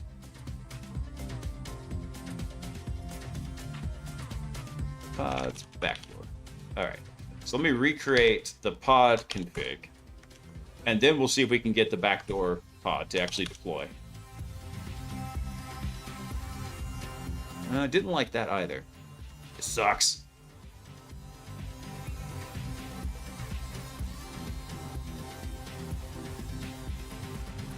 Is that something I paid more for as a client? Anybody who's pooping off the clock is just a chump. I just want to say that.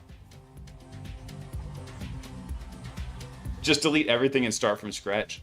I don't want to necessarily delete everything, but I think I do want to go set up Mythic in here. I think let's go do that. Let's go set up Mythic and see if that makes this a little bit easier. Because we could get a Poseidon payload to go deploy inside this pod. Let's see. Mythic, C2, get things started. Let's go do this.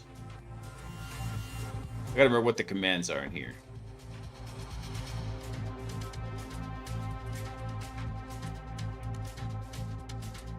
Wait, this is for development. Hold on. Go back over here. Installation. All right. Let's go ahead and clone this guy down. And I'm gonna put this into opt mythic.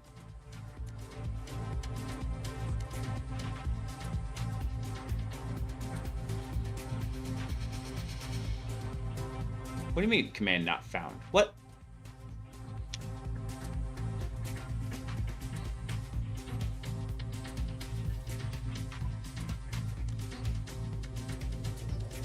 Fine.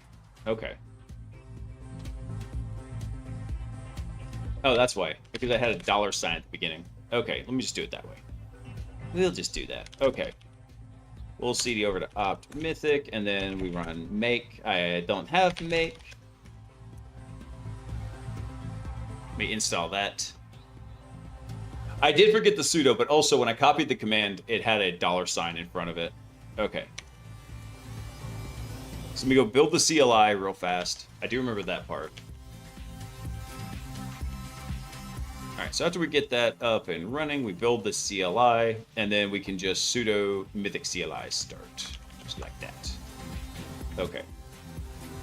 In fact, let's do this. Let's do a sudo tapi. CD to opt mythic, and then mythic CLI start. This box should be fairly hefty.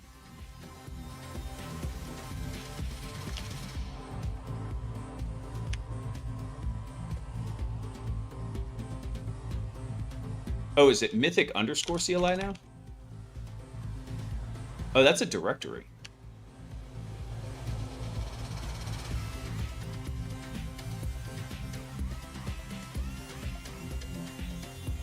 Yeah, it should be mythic tag CLI.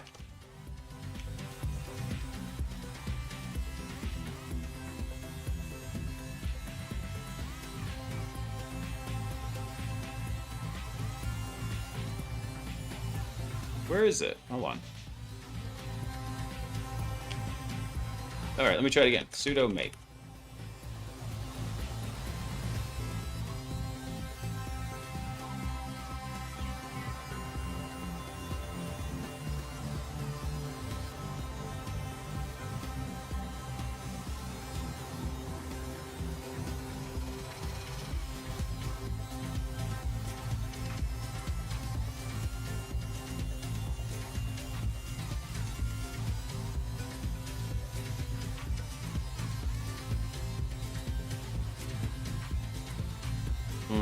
That's weird.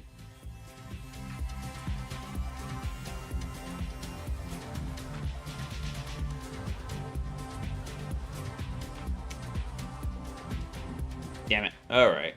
I got to kill that container.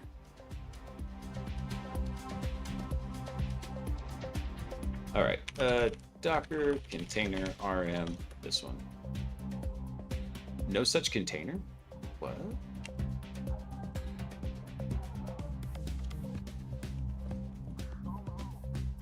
Yeah, there it is. I should have killed it. Hold on. Let's kill this. Docker container. All right, get rid of that one. Okay, there we go. Now we'll sudo make in here. All right, there we go. So now sudo mythic CLI start. There we go.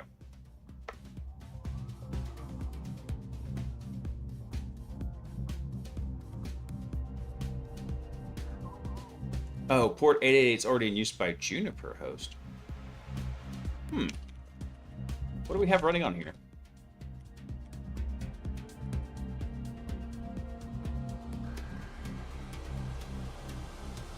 We have something running from Bun?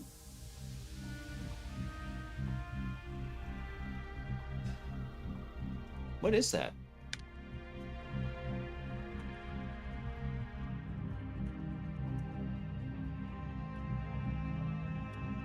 Oh, that's Pi running on here. Damn it. Let me just kill that. Freaking Pi server. There we go. Alright, good. Now let's do that.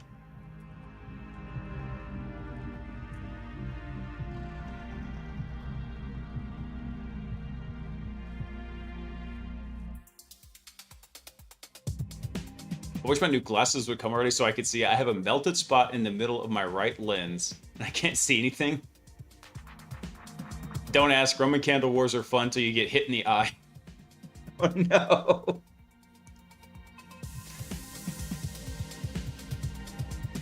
Yeah, they're all fun.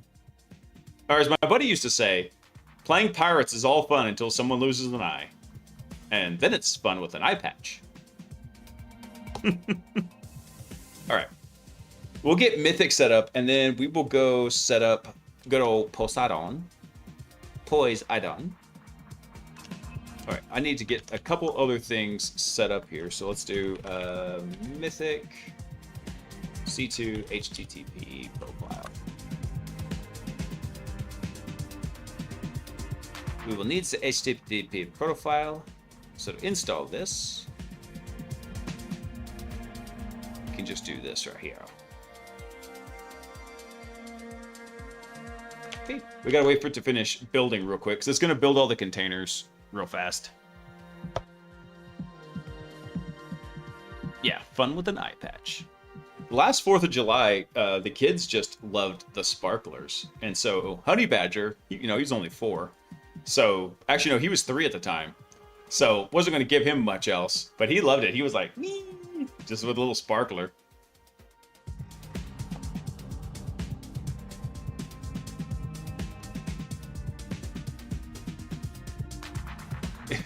Dude, I imagine it is hard to storm chase with just one eye. Dude, I thought that was crazy when you told me you go out solo. I thought for sure you were going out as like part of a little team of like at least a couple people. This will be a lot easier also once we get the C2 deployed and we use Poseidon, because then we can have a better interface to interact with it rather than this dumb shell that we've got going on here. Because God, it's a pain.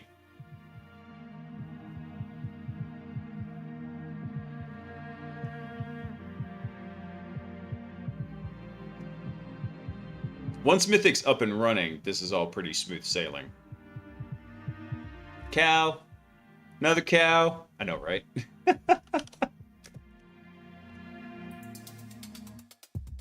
Copy this down. Let's get HTTP installed, and then let's get, let's see, Mythic C2 Poseidon.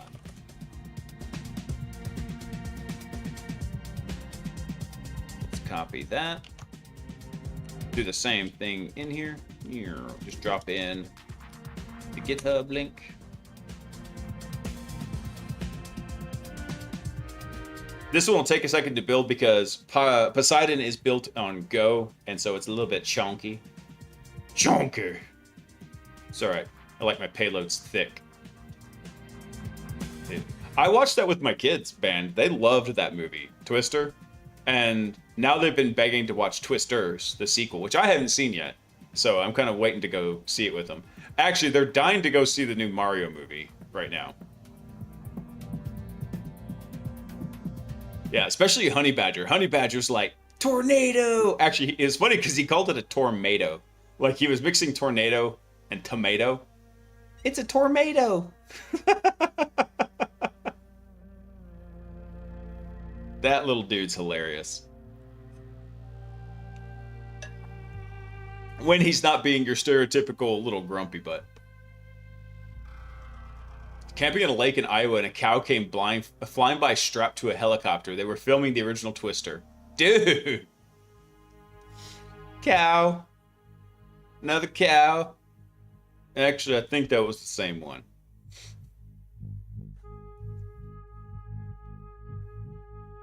Was that Bill Pullman or Bill Paxton that was in that one? I think that was Bill Paxton.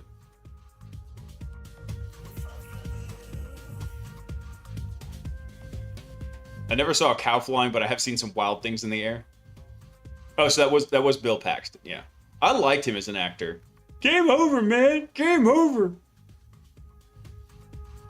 So, fun fact about him, they did not tell Bill Paxton when they were doing the knife thing from Alien that was really going to happen. So like his reaction was genuine when they were doing that, because it freaked him out because they didn't warn him ahead of time that's what they were doing with his hand.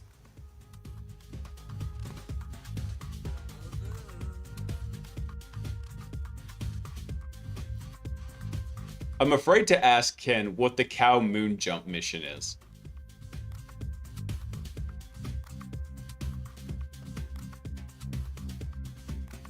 Oh, this image is so fat.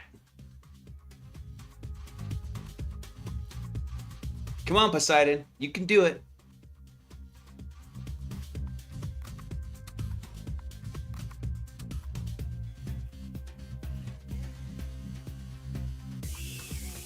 Okay, there we go. Now it's finally starting to go through. Okay, cool. So this machine, what is this machine? This one is 10910-250. Let me rename this. This would be Mythic. And then let me rep for admin from the env file. There we go. All right, let's do this real quick. So they should be running on, I think, 7443. 10, 9, 10, 250. I think it's 7443. There we go. All right, so now we're cooking. Yes, Mythic admin. Password is this. All right. Let's go add a new user. Did you make me tea for killing the roach? Aw, you do love me. See? Big vicious hunter, and I get yummy tea.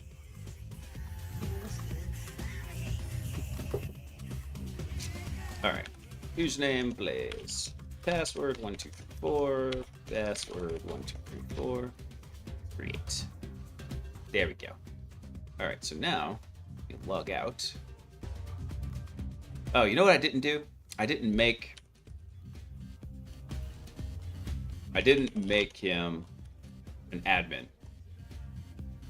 Admin. There we go. That's what I need to do.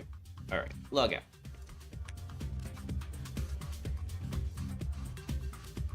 All right, there we go. All right, we need to make an operation. New operation. We're going to call this Kate's Goat. Boop. All right. Make current. There we go. So now we got an operation for everything to work under. And let's go make ourselves a new payload. So we only have Poseidon, so that makes it nice and easy. Everything default in here. Take out all of these. We just want HTTP. And then actually, hold on. Before I do this, I need to do one other thing. I need to go make a C2 profile. So let's go over here. Make a new one. Call this our default. Call back host. HTTP. Let's see. This is 10.9.10.250.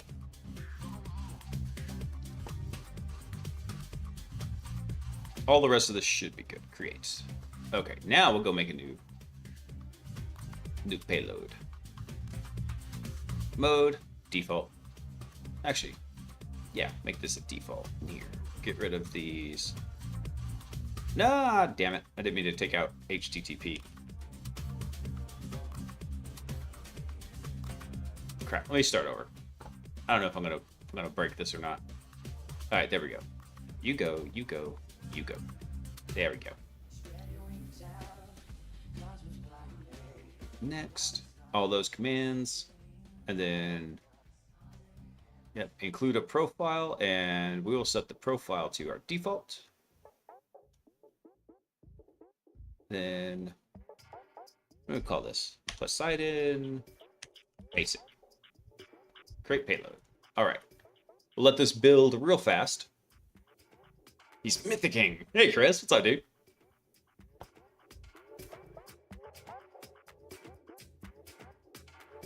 Have you not heard that the cow jumped over the moon and the dish ran away with the spoon? Damn it, Ken.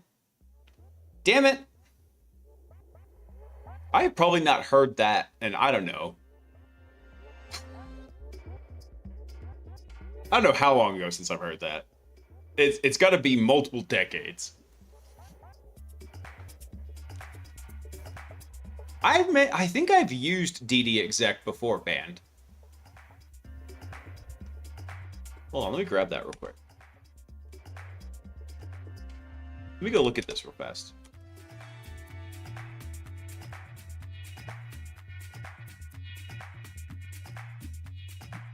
You updated this last year?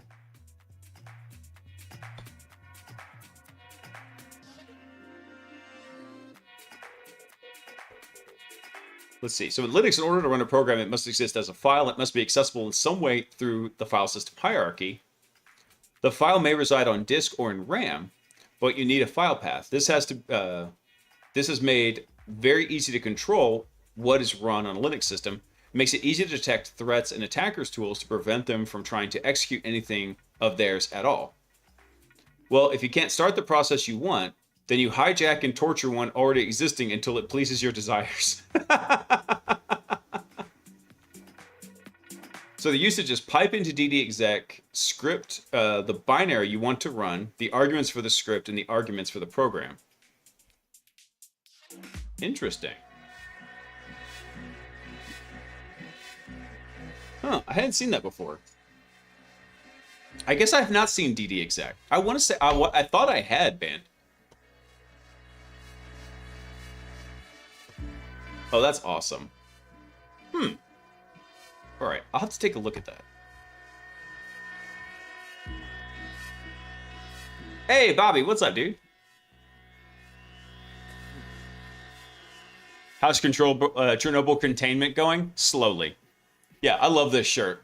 And actually, I have a friend that she grew up in Ukraine at the exact time all the stuff was going down in Chernobyl. She's about my age. She was very young at that point. She tells some wild stories about what was going down. I mean, as wild as you can understand from like what a child saw of the whole thing. But yeah, she wasn't very far from all that going down. Tasty tea. And she brought it to me in my ultra nerdy light up Star Wars mug.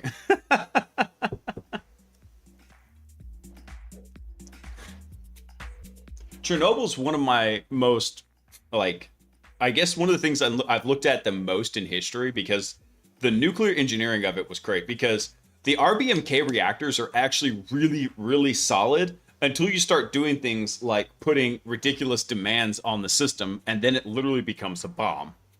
It's because they got a lot of crap about the graphite tips of the rods being in there acting like a detonator, but actually having the graphite tips at the bottom of the fuel channel allowed them to like get rid of hotspots, because the entire reactor doesn't burn evenly. And so by using the tips correctly, giggity, they were able to actually control like what the fuel burn rate was in different parts of the reactor, so they could make it burn more evenly. So you wouldn't have certain spots that were dead zones in there that had already been burned out. It was kind of wild, but it's amazing, you know, what happens whenever you just pull all the damn fuel rods out.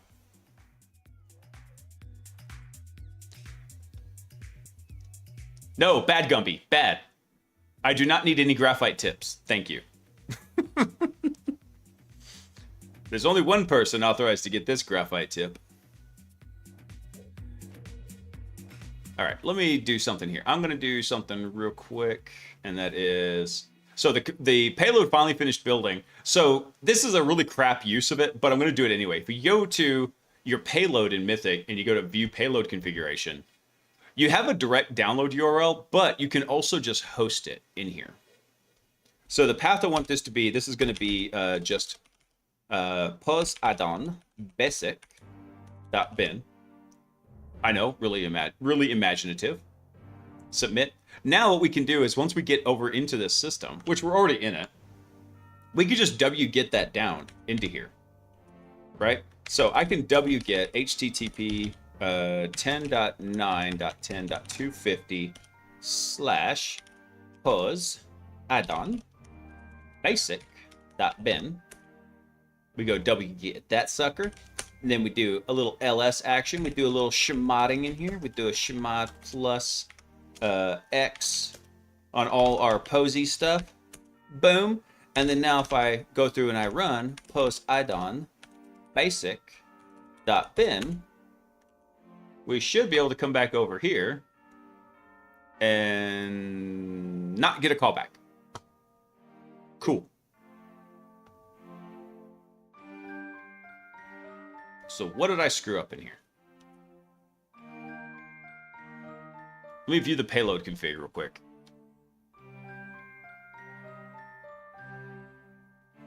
Yeah, they pushed it real good, Bobby.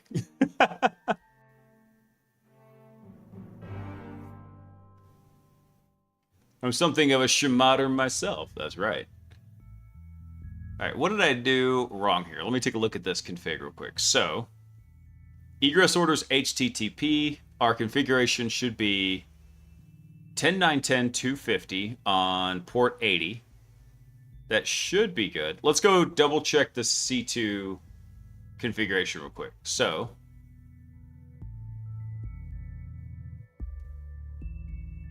no, not that. Let me see. This should be listening on port 80. Yeah.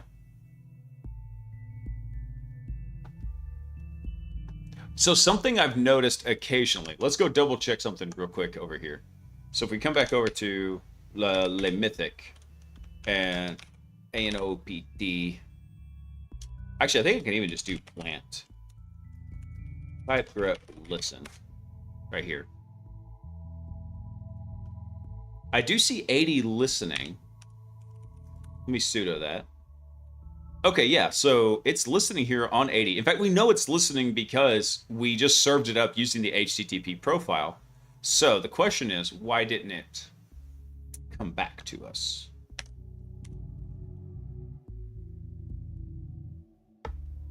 Oh, I wonder if... Unfortunately, that will kill this config. We kill that too. That's all right. It's real easy to get it back. So if we come back to here, actually, let me just double check it on here. I'm going to get that same, let me CD back out of here. CD over to downloads. You don't have a downloads? Okay, fine. I need a downloads directory to put all junk in. And then let me wget that. Let's do 10.9.10.250 Poseidon.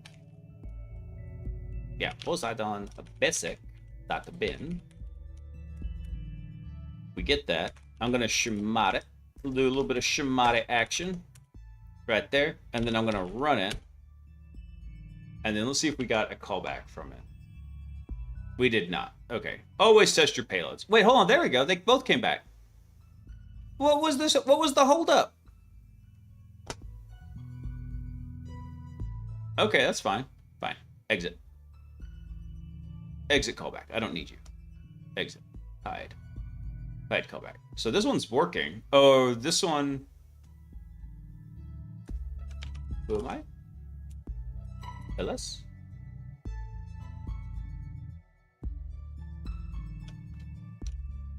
Present working directory?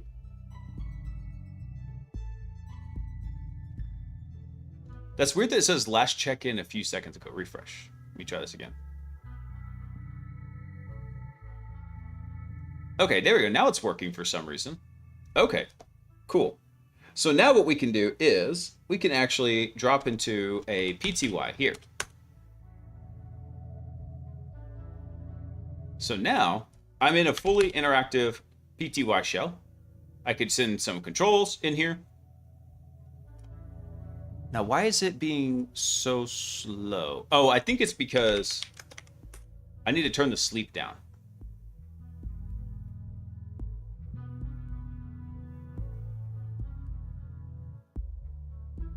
There we go. Now if I do this. Okay, there we go. Because it was defaulting to a sleep of 10 seconds. So even for this, I've got to wait for it to come check in, get data, run it, bring it back. Okay, cool. But now the cool thing is we now have cry control here. And we do have CTR. So now it's going to make running the commands a lot easier because I can actually use the up arrow. Yes.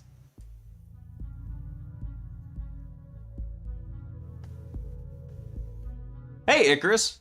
Welcome in. I hope you're all having a wonderful Monday. Yeah, I really wanted to do a makeup stream for y'all tonight because I missed last night. Saturday couldn't be avoided. Last night I was just feeling like crap and I wanted to make it up to everybody.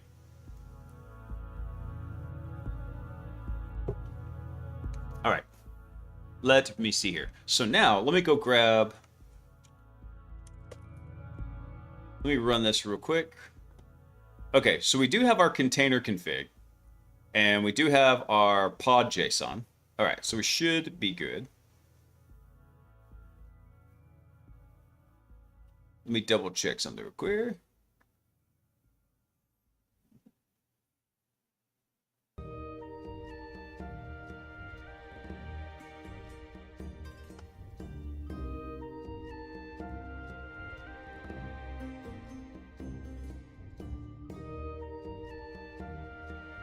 So I think I might need to run the pod control run p command first.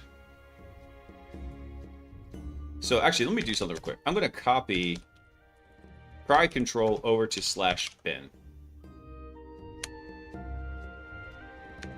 So now I should just be able to run, what is this? Cry CTL directly.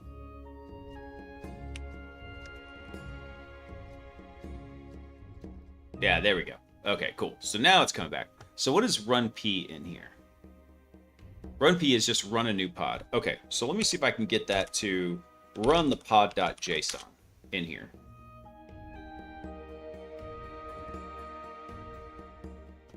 Oh, I'm an idiot. I didn't give it the command. Actually, that's going to fail anyway because I need to give it the Unix socket. Hang on. Let me copy that. That should be .sock and then run p pod.json. So we're going to try and get basically the scaffold of the pod set up.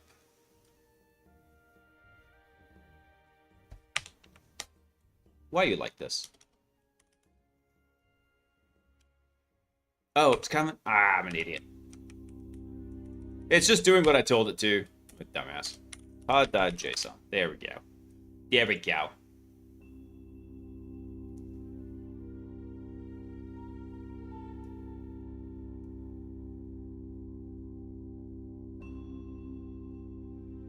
Pod backdoor not found. I'm trying to make it. God, you're annoying. You didn't make it up to me. You could have introduced me to an eraser or a thumbtack or something, but no, you just left me to my own mischief.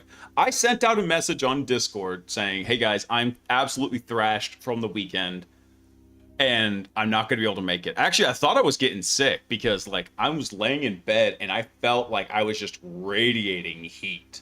Did not matter. Like I had a fan pointed at me. I was like, what is going on? Like my wife put her hand on me and she's like, you feel like hot. I don't know what's going on. So I thought I was getting really sick. And thankfully, after a while, it kind of let up. Is there a make command? I don't think I need to do a make command for this.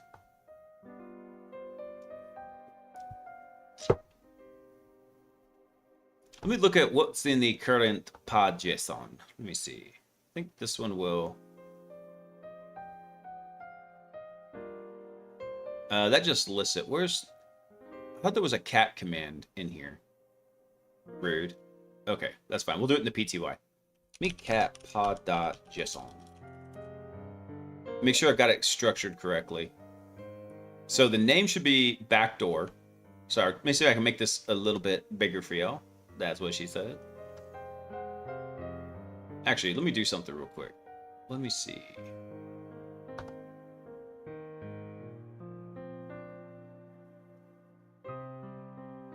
I don't know if I can, actually. OPSEC post check, trigger events. No, where is it? Open task in new window. That's not what I wanted. That's fine. I was trying to make this a little bit larger for y'all to read.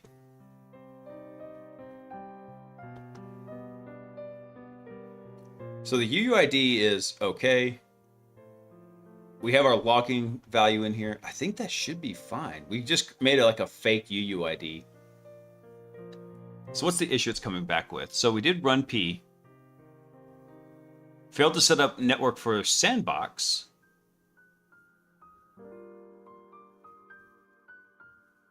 Pod's backdoor not found.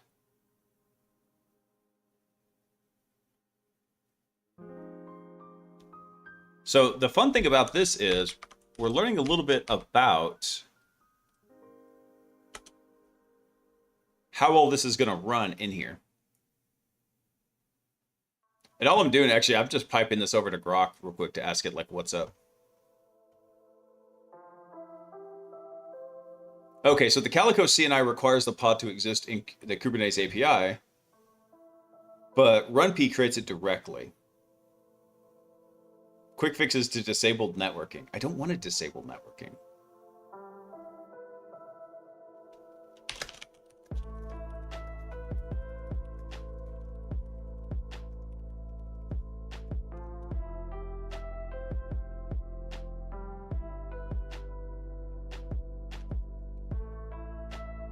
Because we should be able to run with this. We should be able to get this container to run completely outside of Kubernetes. It's kind of like a side load.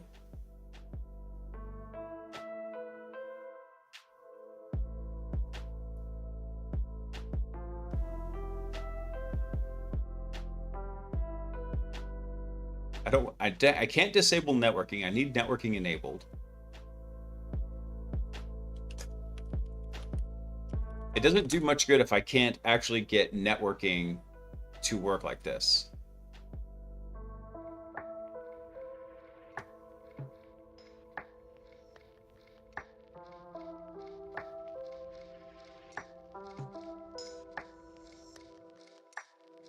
Ah, here we go. So there actually is a section in the pod JSON where we can configure it to use a namespacing option for networking that basically says, don't use Kubernetes, use the host network.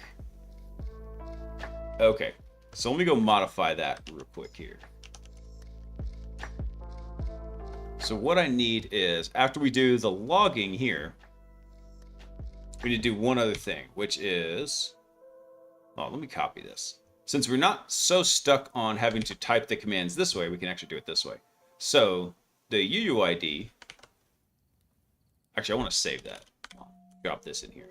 I'm going to save this little fake UUID here. Boop. There we go. Now I can get rid of that. So we give it a UID, and then we told it where we're going to log things just over to temp. And so this network here, this should say basically skip Kubernetes and use host networking. Let's see if this will actually work. I haven't tried this in a PTY before. Let's see what happens. So now catpod.json. Okay, cool. That did work. Nice. Helpful.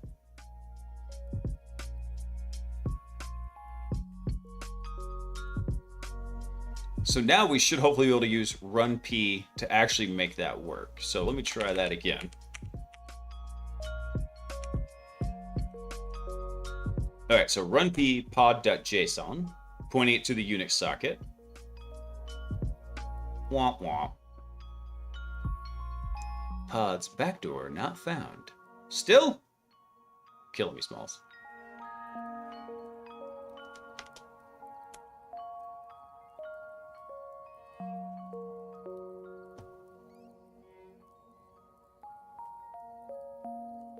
So apparently Calico requires a real Kubernetes pod in the API, which cry control run p doesn't create.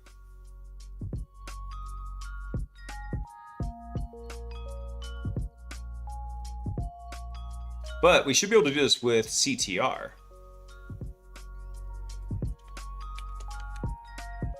So we could have CTR actually pull the image. Let me try that. So what we need is this right here. What was the CTR command we had?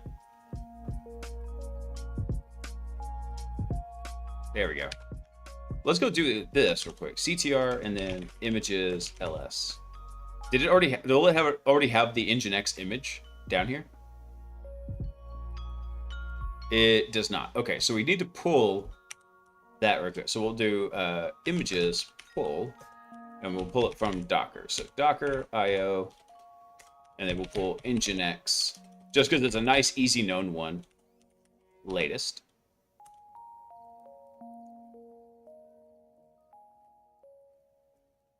Pull access denied. Repository does not exist. What?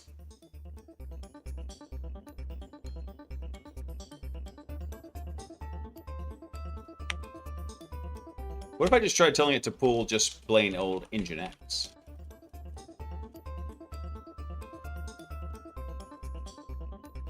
Failed to resolve the image. Rude.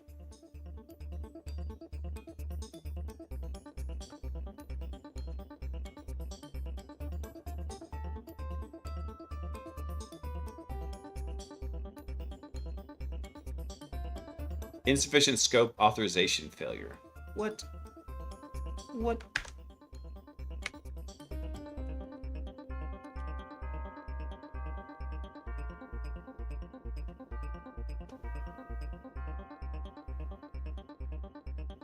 Oh, I think the address actually needs to change. I think instead of Docker, it needs to be library.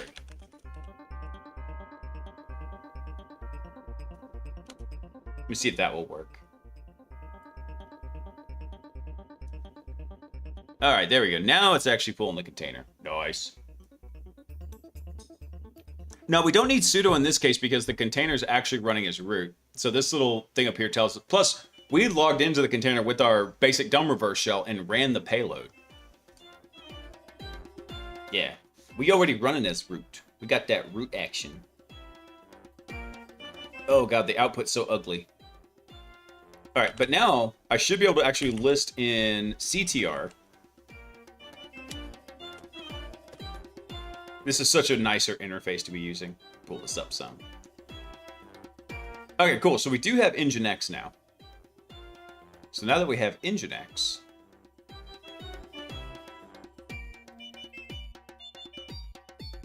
in theory, we should be able to directly be able to run this. So we told it what the sock address is.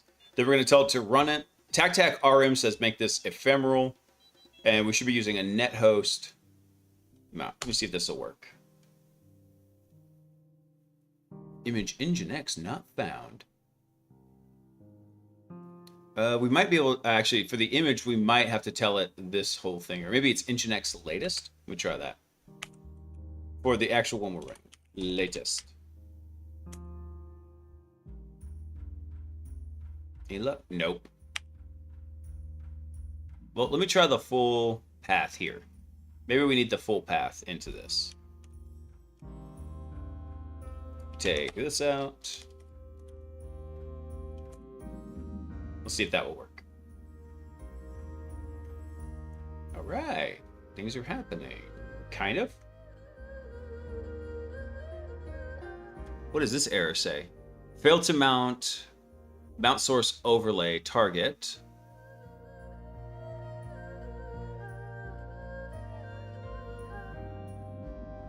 No such file or directory. Did I get the paths wrong in here? Let me see. Source was /, destination was /hotroot, options read write, because we do want read write access into it.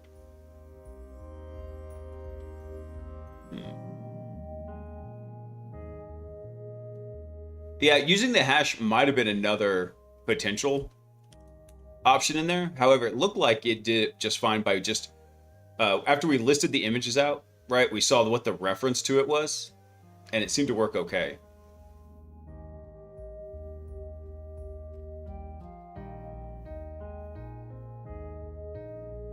All right, there's one more thing we can do in here where we tell it to not use the overlay system.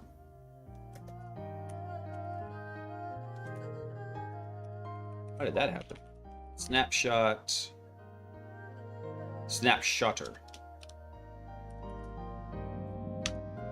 There's going to be a lot to do on the post-mortem for this one.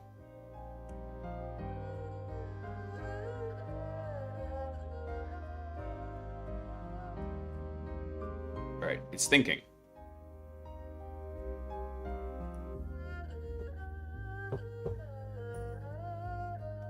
Now, why didn't it like that either? This is so much easier whenever they use Docker.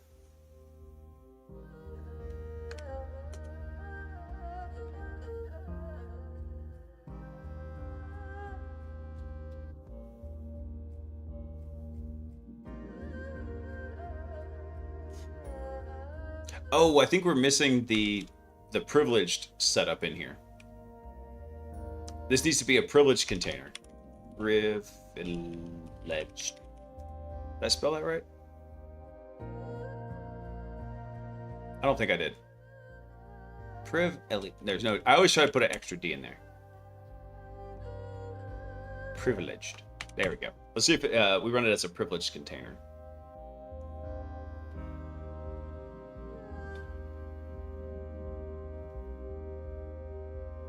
No, didn't like that either.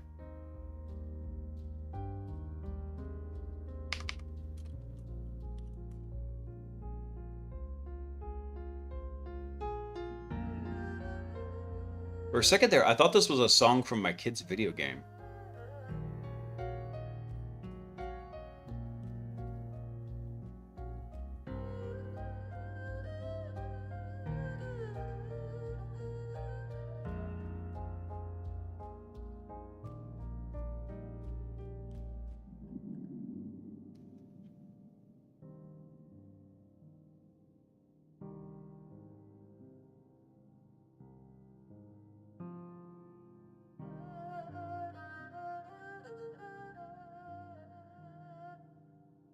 think Grok has lost its mind over here.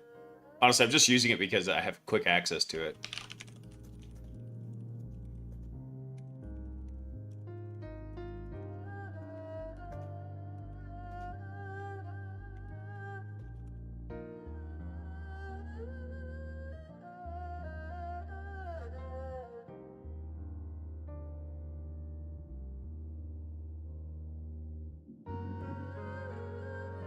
Okay, hold on. Let me look at this command it's giving me. Because this doesn't... I've never seen one like this. I want to go analyze it. So it's saying here that if we give it our custom socket, we tell it to run with nethost and privileged permissions. We tell it to use the Nginx Docker container. We're going to call it backdoor. Then we're actually able to run shell taxi like this.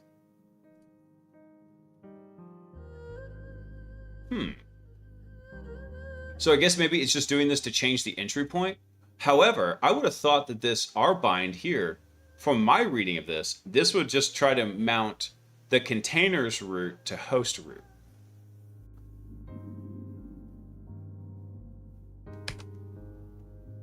Let's see.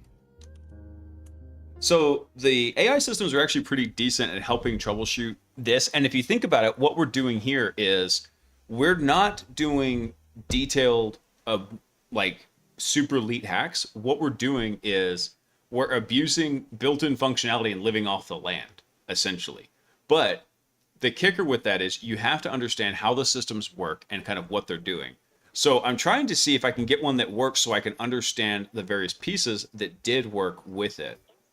I think we're running against some recent hardening that might have happened to Kubernetes, because this used to be so much easier back in the day. I'm talking like maybe even just like 4 years ago.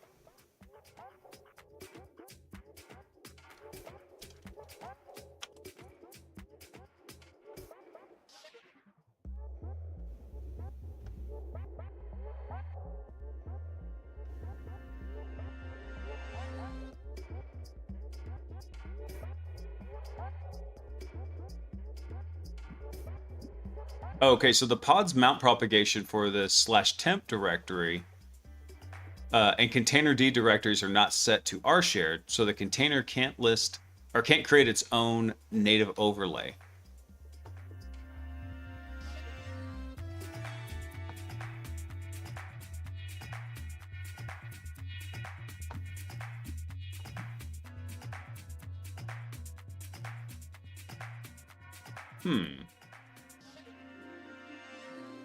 I didn't expect to have this much trouble with this one.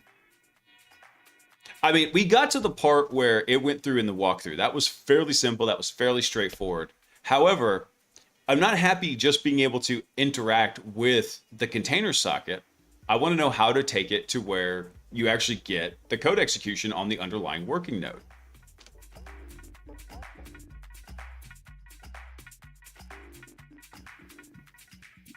Do we have kubectl in here? We don't.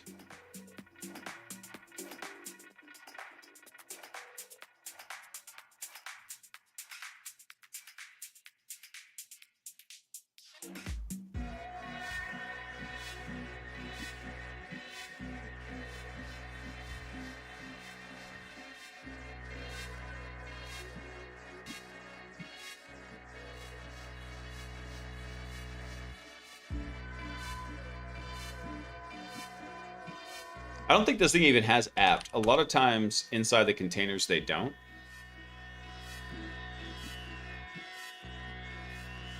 Actually, they do. Usually what happens is, like, whenever these containers are being spun up, is there's a whole list of commands, basically called the Docker file or whatever, that tells it, hey, this is the packages you need to install. So it will have apt in there. It's just not up to date. And also it might work. I don't know. Let's try it real quick. That'd be funny if we could do it. Because typically what you'll do is, as part of the provisioning for the container, you'll run something like apt update, apt install, package. And then once it's installed, you'll actually purge that apt list. Because you got to remember, everything you do inside that container is going to be bundled with it. So You'll put all the stuff in there you need to get the system working, and then you'll strip out the other stuff to try to keep the container lightweight, so it's not taking up a bunch of extraneous disk space with a bunch of apps in there.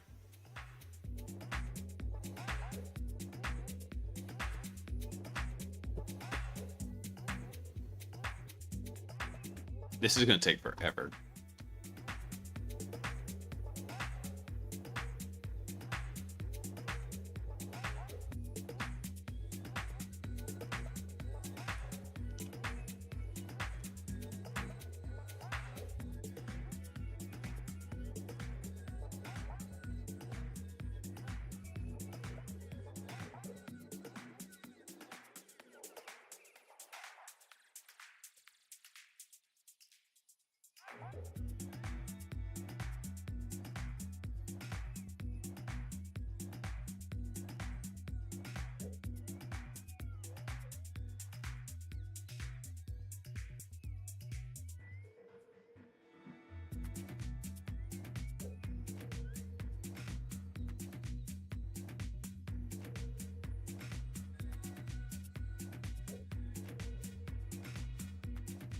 Damn bio.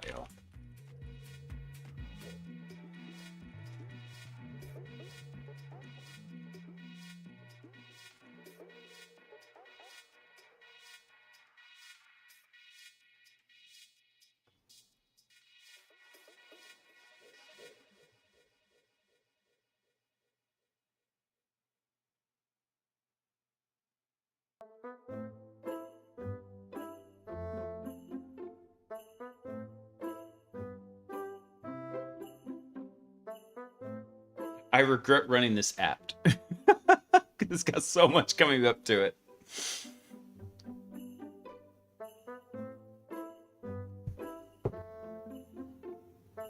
Yeah, Kubernetes introduces a like I said, I have a buddy that until he explained it to me like this, I didn't really think of Kubernetes as kind of like Active Directory, where it's kind of damn vulnerable by default. At the same time, there's still stuff you have to try to figure out from inside there.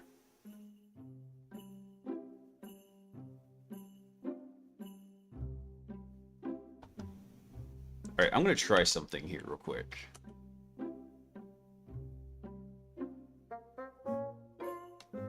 Yeah, I knew that was going to fail. I want to try this again real fast.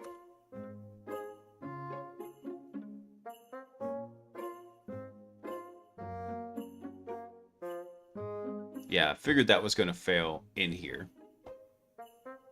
But let me see if I can do something quick. Apt search kubectl. Because if I can install kubectl, we actually could just go define a really vulnerable pod and then just deploy a pod if we've got access to the kubectl. I don't think we've got it in here. Let's see. Kubectl. Yeah.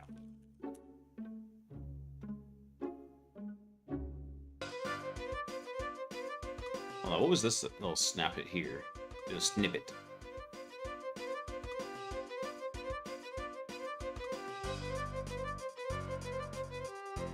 We could just do that.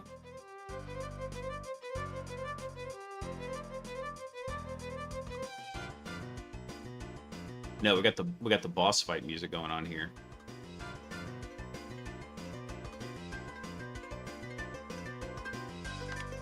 Let me see if I can curl down kubectl into this box. So if I could do that, we might be able to get it.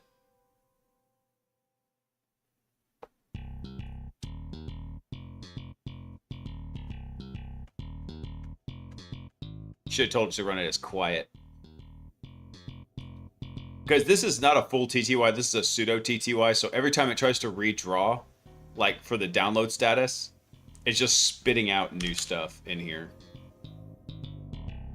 Okay, so there's kubectl right there.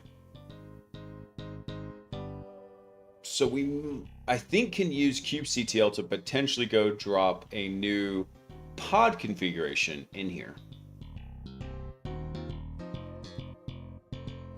Let's see, I think I need to shimad that, so let's see. We'll do chmod cuddle. So you get pods. This is probably going to fail because I think we have to tell it like what the token actually to use is, which should be mounted inside the pod itself.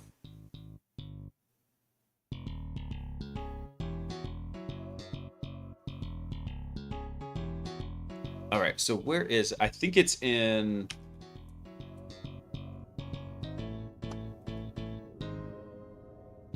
I don't think this one has the file browser to, actually, let me see. Browsers, file browser. Here we go. Wait, no, go back. Refresh this list.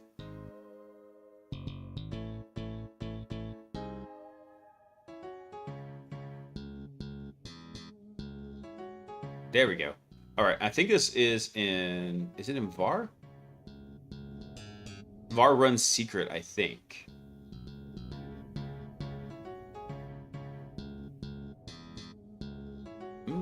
Doesn't look like it. I think that's a symlink over to /run here. Yeah, run, secrets, Kubernetes, and then I think it's sa.token or service account. And then token right here. Yeah, I believe that's it.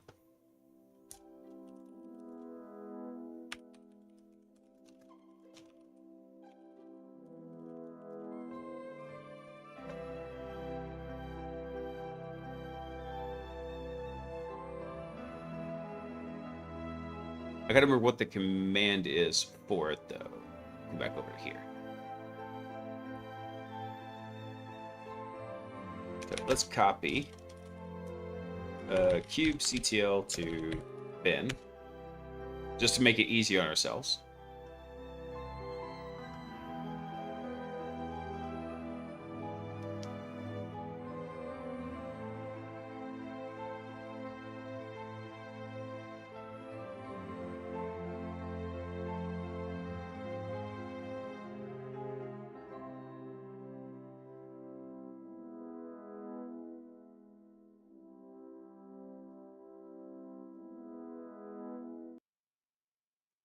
All right, we should be able to use a couple of different cube control items in here. So if we come back over to this one right here, and if we go to token, and I don't think it'll let me cat it in here. Let me see if I can do that real quick. Actually, we'll just do it inside of here. So cat this, and then what was the command called? I think it's just token. So this is a token for the service account for this pod. All right, so here's our, this right here. So what we could do is we could do export, call this token. Actually, let me just come up right here. We'll do export token. Can't type. It's going to be equal to that. And now if I do echo token, we'll see it in here basically as an environment variable. Bam. So now what we could do is we could do kubectl, and then token will be equal to $token. And we'll see if this works. Might have to do some more configuration. Get pods.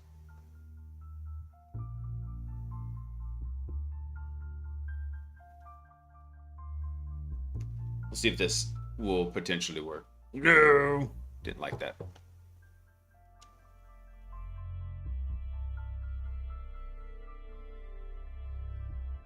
Well, I thought that was all we needed, but Grok actually came back with a whole series of commands where basically we nullify the kube config, and then we set the cluster default to the Kubernetes default service. So let's go see if we can actually resolve that.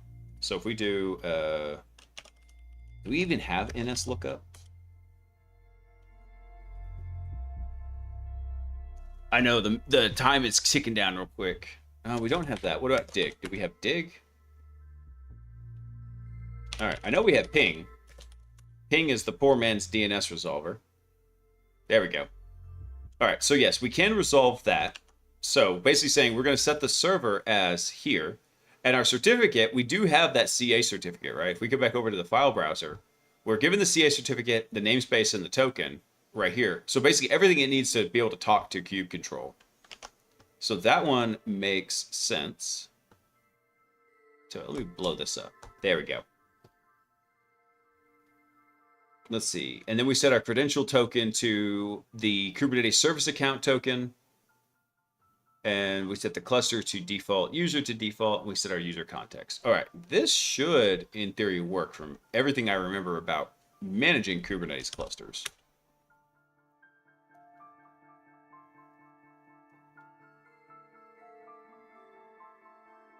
So let this kind of run here for just a second. The base challenge of just getting into the container and getting to the socket was easy enough.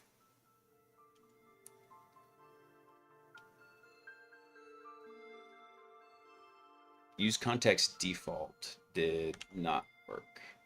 That's fine. If I just do kubectl get pods now. Did this give us all the configuration that we needed?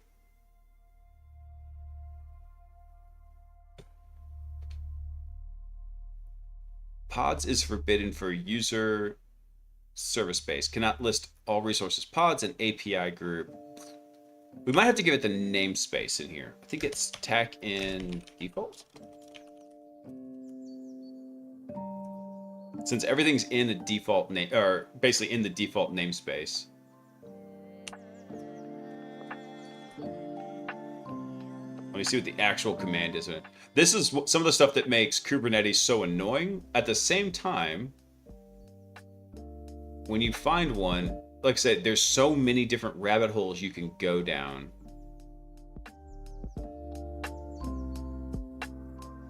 Oh, we could just use tac A, that's right. Tac capital A should hopefully give us all the namespaces. Barely enough time for one more poop. You underestimate my power.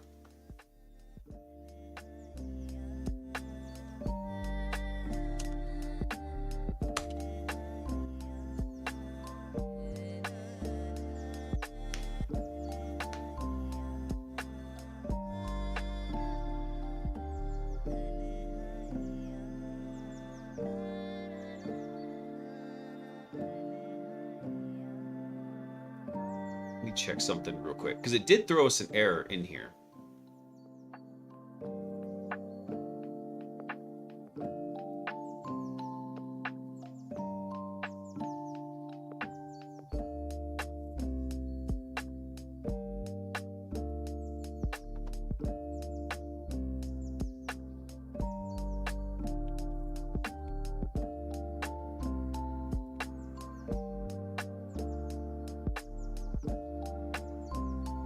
Just want to learn. Well, welcome in, man. We're learning along with it.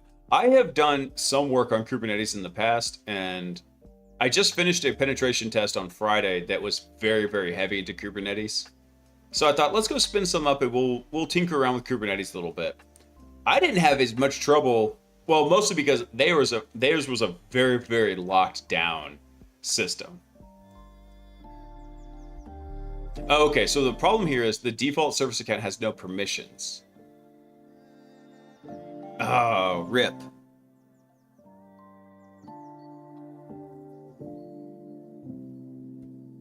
Okay, let me try this real quick.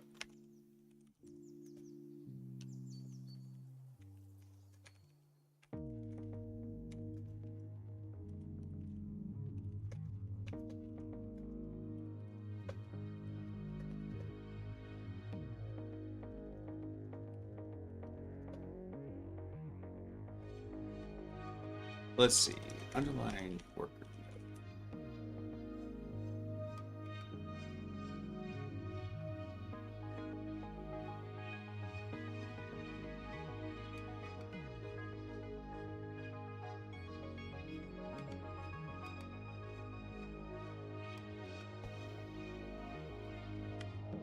All right, let me see if this will work. If this works, I'm going to be really pissed off.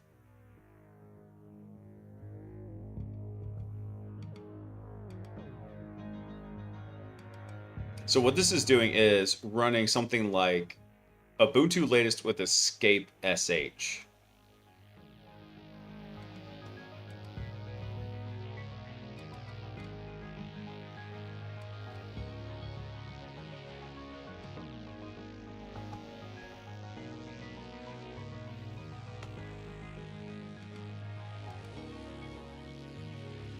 Oh wait, what just happened? Like everything. Go back.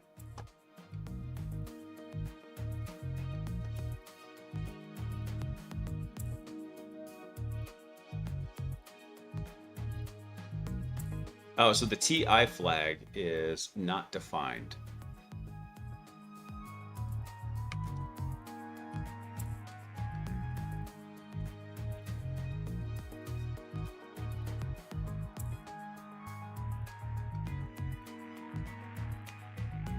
We might not have, let's see.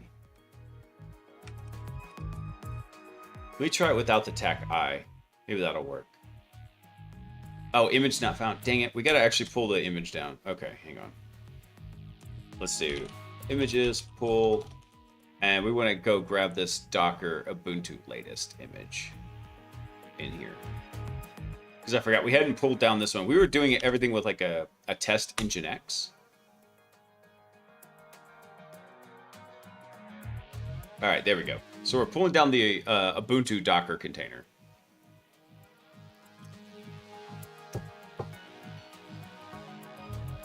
I feel like this would be easier on the box than in the TTY. Not necessarily, because everything that we're doing... So basically the reverse shell that we had over here, right, was really, really dumb when we ran it. And we had basically not even like a real TTY. Because as we're running it in here, we did a basic import. I think we were using we were using Python 3 over here. And there is a way to get like an actual full TTY with Python 3. I just didn't have it. Okay, so now that we've got that pulled down, now can we actually run the container?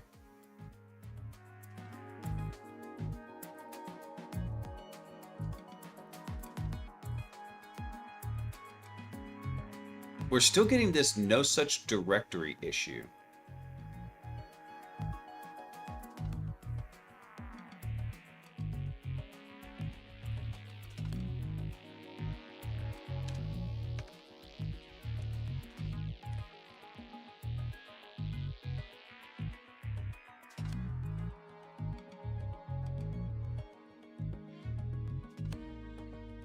I don't think this is going to work.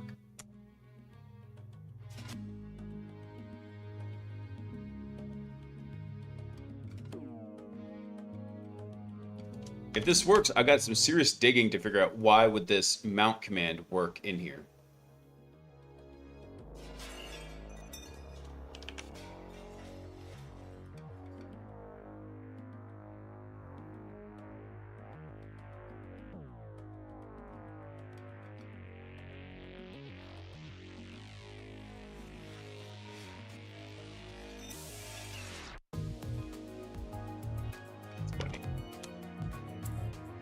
Let me try this again. So if we make this R shared,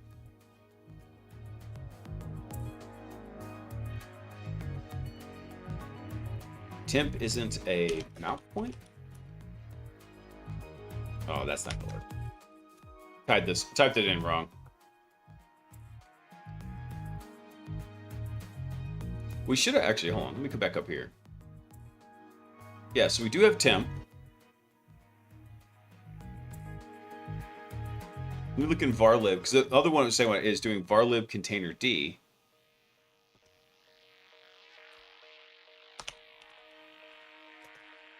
Yeah, we don't have those.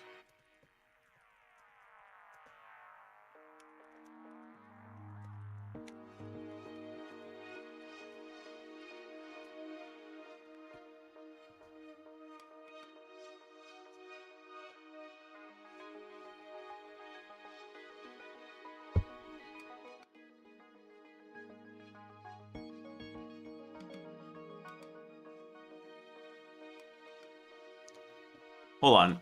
Now, Grok is telling me you could use the Docker runtime with it? No way.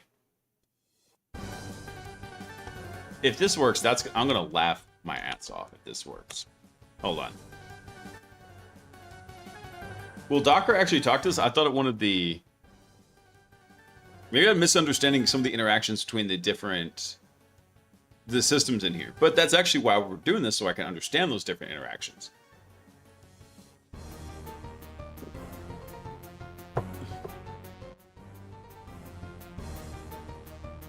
like I said, a lot of what you do whenever you're doing like offensive security type work, or really any kind of hacking, is a lot of times it's abusing built-in functionality.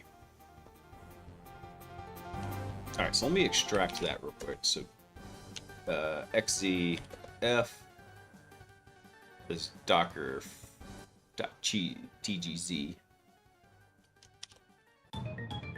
Extract that.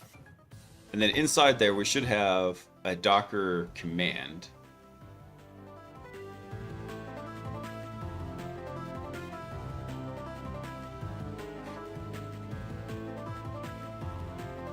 Oh man, the time of the night is just going by. By the way, for anybody else who was wondering, Gumby was asking, when are we going to keep working on Hackbot? I'm trying to work on some architectural details. And the main one I'm going back and forth is, because there's certain things I want to incorporate into it, but do I hard code those in, or basically do I make a generic AI agent that then we can take those various pieces and then overlay them into it? So not really necessarily like creating our own open code or anything like that, but something along those lines, like a very slim AI agent that it's really easy to take all those various pieces and then plug them into that system.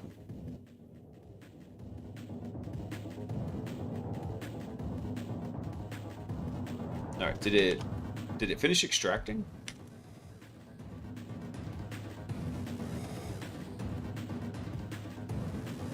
I don't think it's finished yet. That's all right, we'll just chill for a second. All right, so there's our Docker right there. So now if we copy from Docker, actually, let me do of what's inside Docker. Because we should have the Docker command actually right in there. Yeah, so there's our Docker CLI. That's it. Let's go shimad that. Shimadi. Shimada. So we'll make that executable, and then I'm going to try running it. I want to see what happens. All right, so if I run docker, tac h, and then we give it the Unix path to our container. If this works, I'm going to die a little inside, because I could have just done this from the beginning. Let's do images. Just list the images that we've got.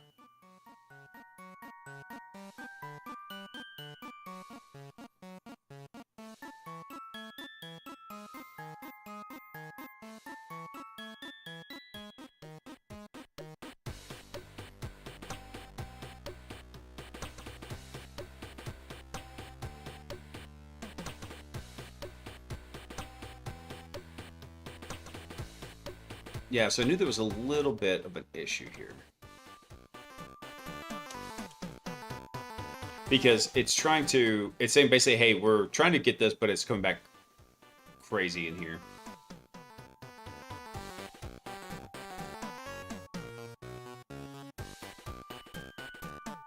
Oh, I knew this was not going to work. Grok, you're so full of shit. It's like, hey, just install the Docker runtime and then use this. I was like, I don't think this is going to work. I don't think they speak the same language. And then I show it the error, and it's like, the error is because CTR and container sockets don't speak the Docker HTTP API. I was like, no kidding. No freaking joke.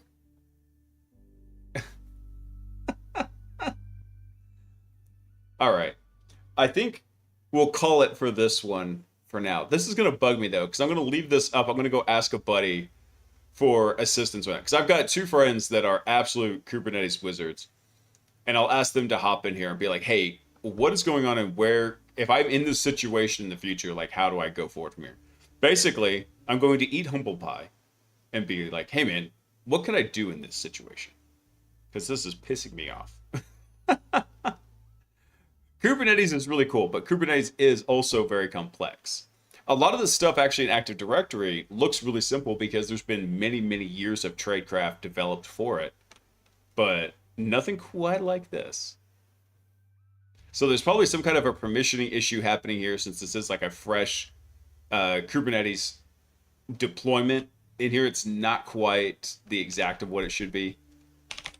All right, let's see if anybody's over on InfoSec streams and go ahead and wrap it up for tonight. I'm unfortunately on reporting this week, and I'm just getting absolutely slammed. Reporting week is the single hardest thing I have to do at work. So I always warn people about that. If you're thinking like, hey, I want to go into offensive security, yeah, just be aware of that, because reporting is the main thing that gets you paid, and it's also the biggest pain for everyone. Let's see. Ooh, what is Nerduino doing?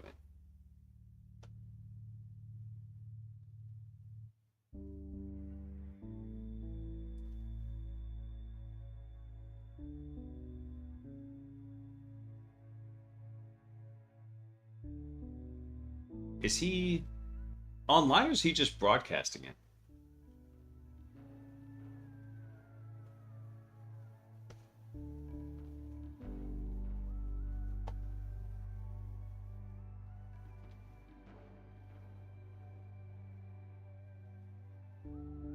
Well, I like Nerduino, but if he's just broadcasting the Artemis stuff, then I don't want to go right over to him. All right, let me see who else is on right now. Hey, you know what? Tanis is online. We'll go right over to Tanis. He'll probably know what was wrong with this. All right, guys. Like I said, unfortunately, I felt bad about missing last night. I'm sorry I was feeling so craptacular. But we'll keep up with the rest of the streams. I don't think I've got anything coming up in the foreseeable future that's going to cause me to miss them. We will have Wednesday news night, so I will catch y'all then. If you've got any news stories you want to cover, go drop them over in Discord. And I think that's just about everything we've got for tonight. We'll keep doing some more Kubernetes hacking. We're going to move on to the next scenario from this one, because I think there's unintended bugs with it, and I want to go figure them out. I just don't want to sit here and struggle with them on stream. So everyone, have a great week. Crushing It mode day 1 should be in the books, and we should have 4 more days of Crushing It mode to get under our belts. I hope you all have a fantastic week. I will see you all Wednesday night for the new stream, and want you to remember one very important thing. Well, 2 very important things. 1, don't call me daddy. 2, I love you. Peace.